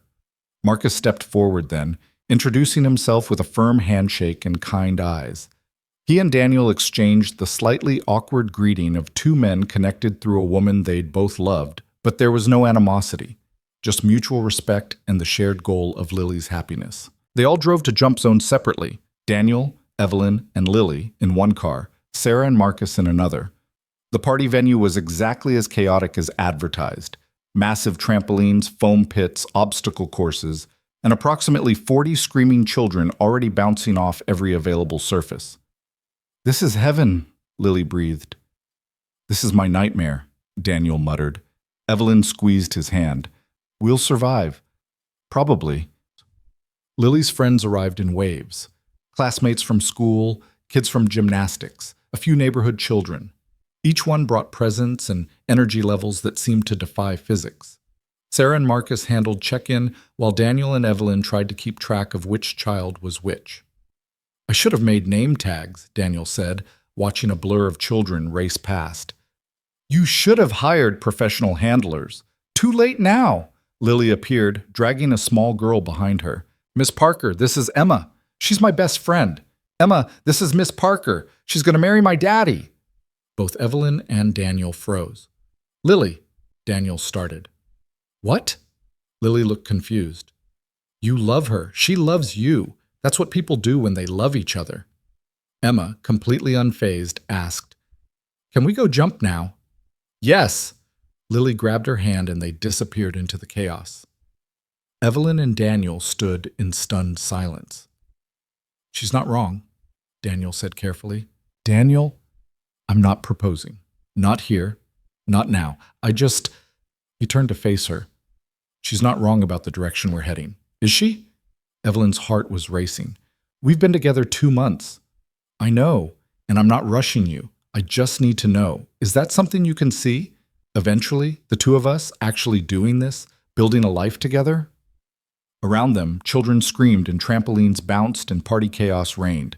It should have been the worst possible moment for this conversation. But Evelyn looked at Daniel, this good, kind man who loved her despite her walls and her fears and her baggage, and she knew the answer. "Yes," she said. "I can see it. I want to see it." Daniel's face broke into a grin. Yeah. But maybe we table the marriage discussion until after we survive this party? Deal." He kissed her quickly, and across the room, Sarah caught Evelyn's eye and gave her a knowing smile and a thumbs up. The next 2 hours were beautiful chaos. Evelyn jumped on trampolines with Lily and her friends, discovering muscles she'd forgotten existed. She helped serve pizza to a horde of hungry 8-year-olds. She watched Daniel get pelted with foam blocks in the pit, while Lily and Emma staged an ambush. When it came time for cake, they gathered everyone in the party room. The Princess Dinosaur cake was magnificent, a T-Rex wearing a sparkly crown, exactly as Lily had imagined. The little girl's face when she saw it was pure joy. They sang happy birthday while Lily beamed, flanked by both her parents, with Evelyn and Marcus standing just behind. It was a modern family in every sense, messy and complicated and somehow perfectly right. Lily blew out her candles and made a wish she refused to share, even when Emma begged to know. After cake, after presents, after the last parent collected their sugar-high child, the 5 of them sat in the empty party room surrounded by deflated balloons and crumpled wrapping paper. "Best birthday ever," Lily declared, leaning against Daniel's shoulder, her eyes heavy. "I'm glad, Bug." He kissed the top of her head. Sarah and Marcus said their goodbyes, Sarah pulling Evelyn aside one more time. "I meant what I said earlier. Thank you for loving them." "It's not hard to do." It is, actually, especially when it comes with all the complications of exes and custody schedules and being a step-parent. Sarah's expression was serious. "But you're doing it anyway. That takes courage." "I'm terrified most of the time." "That's how you know it's real." Sarah squeezed her hand. "Take care of them. They're my whole world." "I will. I promise." After they left, Daniel carried a sleeping Lily to the car. Evelyn gathered forgotten presents and helped load everything into the trunk. They drove back through darkening streets, Lily snoring softly in her car seat. "Today was perfect," Evelyn said quietly. "It was chaotic. Perfectly chaotic." Daniel reached over and took her hand. "Thank you for being here, for jumping on trampolines and serving pizza and being exactly what she needed." "What we both needed," Evelyn corrected. At the apartment, Daniel carried Lily to bed without waking her. Evelyn started cleaning up the living room, picking up discarded toys and straightening cushions. Daniel emerged from Lily's room and found her folding a blanket. "You don't have to do that." "I know. I want to." He crossed the room and pulled her into his arms. "I love you." I love you too. They stood in the quiet apartment, holding each other, and Evelyn felt something settle inside her chest. This was home, not the penthouse with its perfect views and pristine surfaces. This small, messy apartment filled with dinosaur toys and children's laughter. This was where she belonged. Stay, Daniel said. Not in the guest room. Not just for tonight. Stay. Daniel, I'm not asking you to move in. Not yet. I'm just asking you to stop pretending you don't already live here half the time. Keep a toothbrush. Leave some clothes. Stop treating this like a temporary arrangement. Evelyn pulled back to look at him. What are you asking for, really? I'm asking you to let yourself be happy, to stop waiting for the other shoe to drop, to believe that this is real and it's not going anywhere. What if I mess it up? Then we'll figure it out. Together. That's what people who love each other do. Evelyn thought about the past 8 years of careful control and protective distance. She thought about the life she'd built that looked perfect from the outside but felt hollow inside. She thought about Christmas Eve in that cafe when a stranger had taken her hand and changed everything. Okay, she said, I'll stay. Really? Really? I'll bring clothes tomorrow, and my running shoes, and probably too many books. I'll make room. They spent the evening on the couch, talking about nothing and everything. Around midnight, Evelyn's phone buzzed. Her mother. How did the party go? Evelyn typed back, perfect, chaotic, and wonderful. And you're still there? At his apartment? I am. I think I might be here a lot more often. 3 dots appeared, disappeared, appeared again. Then, good. You deserve happiness, darling, even if it's not what I pictured for you. Evelyn showed the message to Daniel, who smiled. That's progress. With my mother, that's practically a parade. The weeks that followed fell into a rhythm that felt both new and eternal. Evelyn moved more of her things into Daniel's apartment gradually, a drawer at a time. Her running shoes by the door, her work clothes in the closet, her coffee mug in the cabinet. Lily accepted it all with the easy adaptability of children. Does this mean you live here now? She asked one morning over breakfast. Sort of, Evelyn said carefully. Is that okay with you? It's awesome. Now you can help with my homework and read me stories and teach me about business stuff. Business stuff? Yeah. I told Emma you're a CEO and she didn't believe me. You should come to Career Day and prove it. Daniel choked on his coffee. Lily, Miss Parker is very busy. I'd love to, Evelyn interrupted. When is it? Next month. And you have to wear your fancy work clothes and talk about being a boss. So Evelyn found herself adding Career Day presentation to 8-year-olds to her calendar alongside board meetings and investor presentations. At work, the gossip had finally died down. People accepted that the CEO was dating someone from development. A few employees made jokes, but they were good-natured. Even the HR director had stopped giving Evelyn knowing looks. One afternoon in late March, Patricia stopped by Evelyn's office. So, she said, settling into the chair across from Evelyn's desk. How serious is this thing with Daniel? Very. Living together serious, more or less? I still have the penthouse, but I'm rarely there. Marriage serious? Evelyn set down her pen. We haven't talked about timelines, but yes, eventually. Patricia's smile was knowing.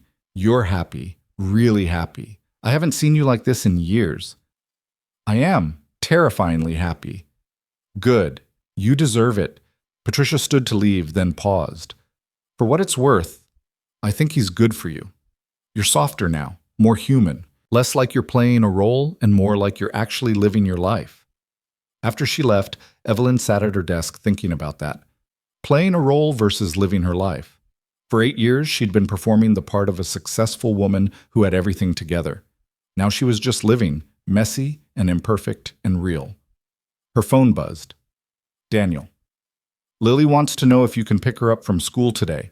I'm stuck in a code review that's running long. Evelyn checked her calendar. She had a 3 o'clock meeting, but it could be moved. I can do it. What time? 3:15. You're a lifesaver. Evelyn rescheduled her meeting and left the office early, driving to Lily's elementary school and joining the line of parents waiting for dismissal. She felt oddly out of place among the SUVs and minivans in her Mercedes, still wearing her work suit. But when Lily emerged from the building and saw her, the little girl's face lit up like sunshine. "Miss Parker!" She ran over and threw her arms around Evelyn's waist.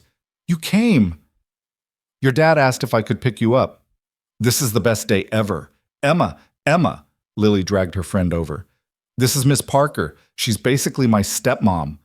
Evelyn's heart skipped. They hadn't used that word before. Stepmom. It felt enormous and terrifying and exactly right. Emma looked impressed. "She's pretty." "I know," Lily beamed, "and she's really smart. She runs a whole company." Evelyn drove Lily home, listening to her chatter about her day. The math test she aced, the boy who got in trouble for throwing erasers, the art project they were starting tomorrow. Normal 8-year-old concerns delivered with Lily's characteristic enthusiasm. At the apartment, Lily dumped her backpack and immediately started on homework at the kitchen table. Evelyn sat across from her, ostensibly checking emails, but mostly just watching this little girl who'd somehow become such an important part of her life. "Miss Parker?" Lily said without looking up from her math worksheet. "Yeah?" "Do you think you'll marry my daddy?" Evelyn's breath caught. "That's a pretty big question." "Emma's mom said you're probably going to because you're living here and you love each other. Is that true? Do you want it to be true?" Lily finally looked up, her expression serious. "I think so. I like having you here. It feels like we're a real family." "You and your dad are already a real family." "I know, but it's better with you. You make Daddy smile more, and you help with homework, and you're not scared of the trampolines like he is." Evelyn laughed despite the tears threatening. "Those are important qualifications." "So will you? Marry him?" "If he asks me, and if you're okay with it, then yes, I think I would." Lily grinned. "Good. Because I already told Emma you were probably my stepmom, and I don't want to be wrong." When Daniel got home an hour later, he found them in the kitchen making dinner together, Lily standing on a stool, helping Evelyn chop vegetables while they discussed the finer points of dinosaur classification. "This is a good site to come home to," he said from the doorway. "Daddy, we're making stir-fry, and Miss Parker says maybe this weekend we can go to the museum to see the real dinosaur bones." "Did she?" "I may have made promises," Evelyn admitted. After dinner, after Lily's bath and bedtime story, after the apartment finally fell quiet, Daniel and Evelyn sat on the couch with wine. "Lily asked me today if I was going to marry you," Evelyn said. Daniel nearly spilled his wine. "She what?" "Asked if I was going to marry you. Apparently Emma's mom has theories." "What did you tell her?" "I told her that if you asked, and if she was okay with it, then yes." Daniel set down his wine glass very carefully. "You told my 8-year-old daughter that you'd marry me before you told me?" "She asked first." "Evelyn, I know it's fast. I know we should wait longer, be more practical, think things through." "I don't want to wait longer." Daniel turned to face her fully. "I know this is fast. I know we're supposed to date for a reasonable amount of time and follow some prescribed timeline. But I'm 40 years old, you're 46. We both know what we want. And I want this. I want you. I want us." "Daniel, I'm not proposing right now. I don't have a ring, and this isn't romantic enough for the story we'll tell Lily someday. But I need you to know I'm going to ask. Soon. And when I do, I need to know you'll say yes." Evelyn felt tears slip down her cheeks. "Yes? Yes, you'll say yes? Or yes, you understand I'm going to ask?" "Both. Yes to both. Yes to all of it." He kissed her then, deep and sure, and Evelyn felt the last of her fear dissolve. This was right. This was real. This was everything she'd thought she'd lost the chance for. 2 weeks later, on a Sunday morning in early April, Daniel took Lily to her gymnastics class and came back alone. "Where's Lily?" Evelyn asked, looking up from her laptop where she was reviewing quarterly reports. "Sarah's taking her for the afternoon. I asked for a few hours alone with you." "Is everything okay?" "Everything's perfect. Get dressed. Somewhere nice. We're going out." "Daniel, I have work.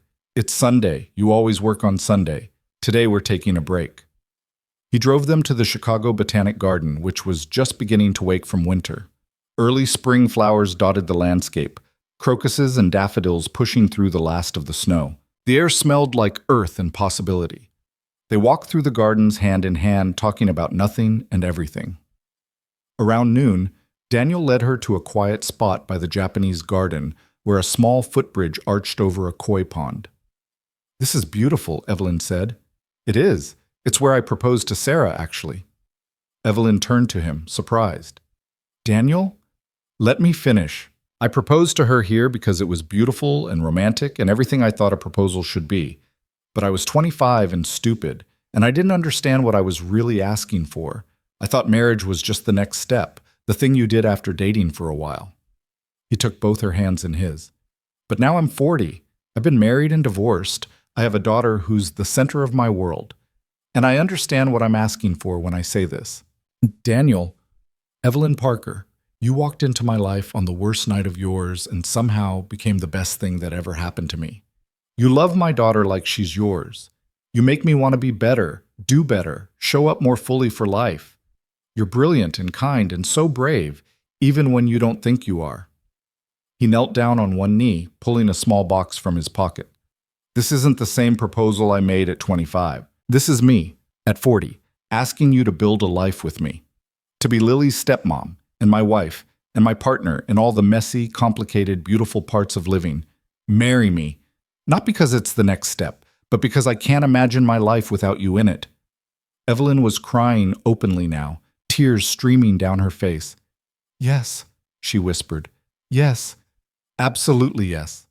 He slipped the ring on her finger, a simple diamond that caught the spring sunlight, and stood to pull her into his arms. They kissed on the footbridge while early spring bloomed around them and everything felt possible.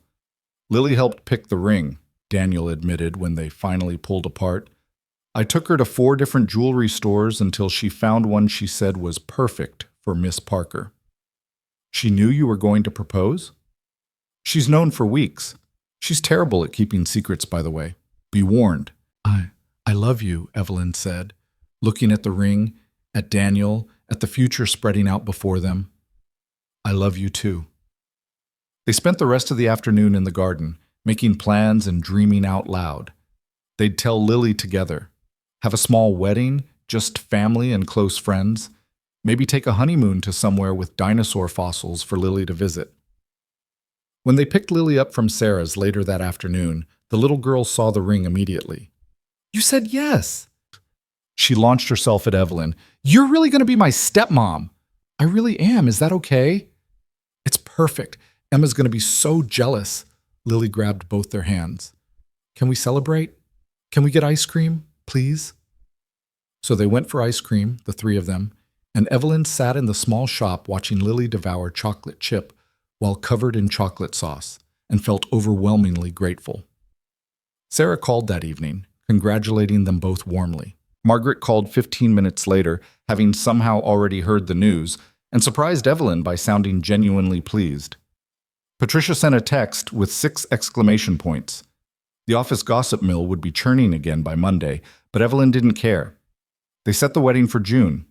3 months away, long enough to plan, but short enough that waiting didn't feel endless. Evelyn kept her penthouse initially, but spent every night at Daniel's apartment, which they both agreed was too small for their growing family. In May, they started house hunting. Something with a yard for Lily, a home office for Evelyn, enough space that they didn't feel cramped. They found a small house in Lincoln Park, nothing fancy but full of character, with good light and an established garden.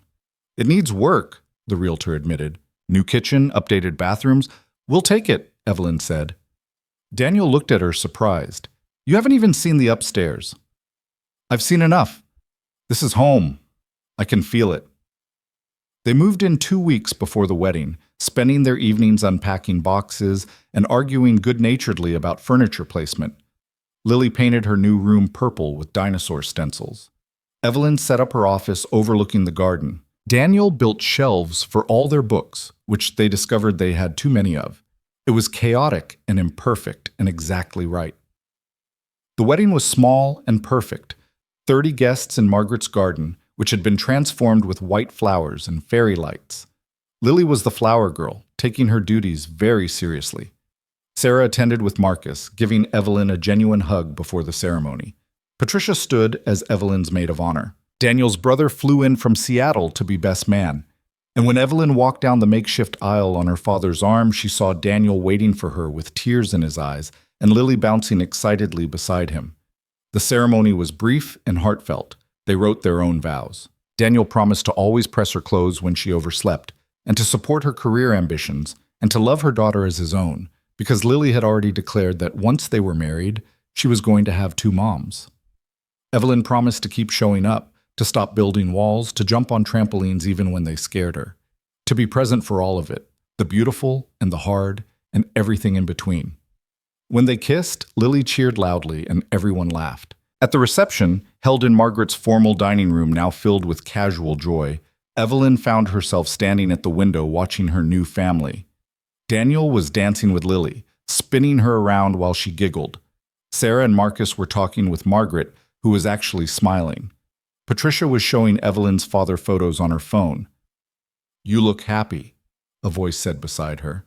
Evelyn turned to find her mother standing there, holding champagne. I really am. He's good to you, to both of you." Margaret's expression softened. "I'm sorry I didn't see it earlier. I was so focused on what I thought you needed that I couldn't see what you actually wanted. You were trying to protect me." "I was, but you didn't need protecting. You needed permission to take a risk, and I'm glad you took it." They stood together in rare comfortable silence, watching the celebration. "Thank you for this," Evelyn said, "for hosting, for accepting them, for adjusting your expectations. You're my daughter, and that little girl in there is about to become my granddaughter. Of course I adjusted." Margaret squeezed her hand. "Be happy, darling. That's all I've ever really wanted for you." Later, after the cake was cut and the guests had left and Lily had fallen asleep on the couch, Daniel and Evelyn stood in their new house surrounded by half-unpacked boxes and the comfortable mess of a life being lived. "We did it," Daniel said, pulling her close. "We did." "Any regrets?" "Not a single one." They swayed together in the quiet house, no music playing, just moving in sync. "Thank you," Evelyn whispered. "For what?" "For seeing me that night in the cafe. For defending me. For taking a chance on someone who was too scared to take chances on herself. Thank you for staying. For not running when it got hard. For loving us." "Always," Evelyn promised. "I'm not running anymore." 6 months later, on a cold December evening, Evelyn stood in their kitchen preparing dinner while Lily did homework at the table and Daniel worked on his laptop in the living room. Through the window, she could see snow beginning to fall, exactly like it had that Christmas Eve when everything changed. Her phone buzzed, a reminder. 1 year since that disastrous blind date. She thought about the woman she'd been then, controlled, walled off, convinced she was fine alone. She thought about Richard's cruel words and the shame that had burned through her. And then she thought about Daniel stepping forward, taking her hand, changing the trajectory of her entire life with 6 impossible words. "You're perfect for me." "What are you smiling about?" Daniel asked, coming into the kitchen. "Nothing. Everything. Just thinking about how much changes in a year." "Good changes?" "The best changes." She kissed him softly. "The very best." Lily looked up from her homework. "Are you guys being mushy again?" "Probably," Daniel admitted. "Gross. But also kind of nice." She went back to her math problems. Evelyn laughed and returned to dinner preparation, and as snow fell outside their window and warmth filled their small, perfect house, she felt something she'd spent 8 years searching for. She felt home. She felt whole. She felt exactly where she was supposed to be. And for a woman who'd spent so long believing her best years were behind her, who'd been told she was too old and too complicated and used up, she'd found something better than the life she'd planned. She'd found a life worth living, a love worth fighting for, a family worth showing up for every single day. The snow fell heavier now, blanketing the city in white. And inside their house, 3 people who'd all been broken in different ways sat together making dinner and doing homework and just existing in each other's space. Not perfect, not always easy, but real and true and theirs. And that was more than enough. It was everything.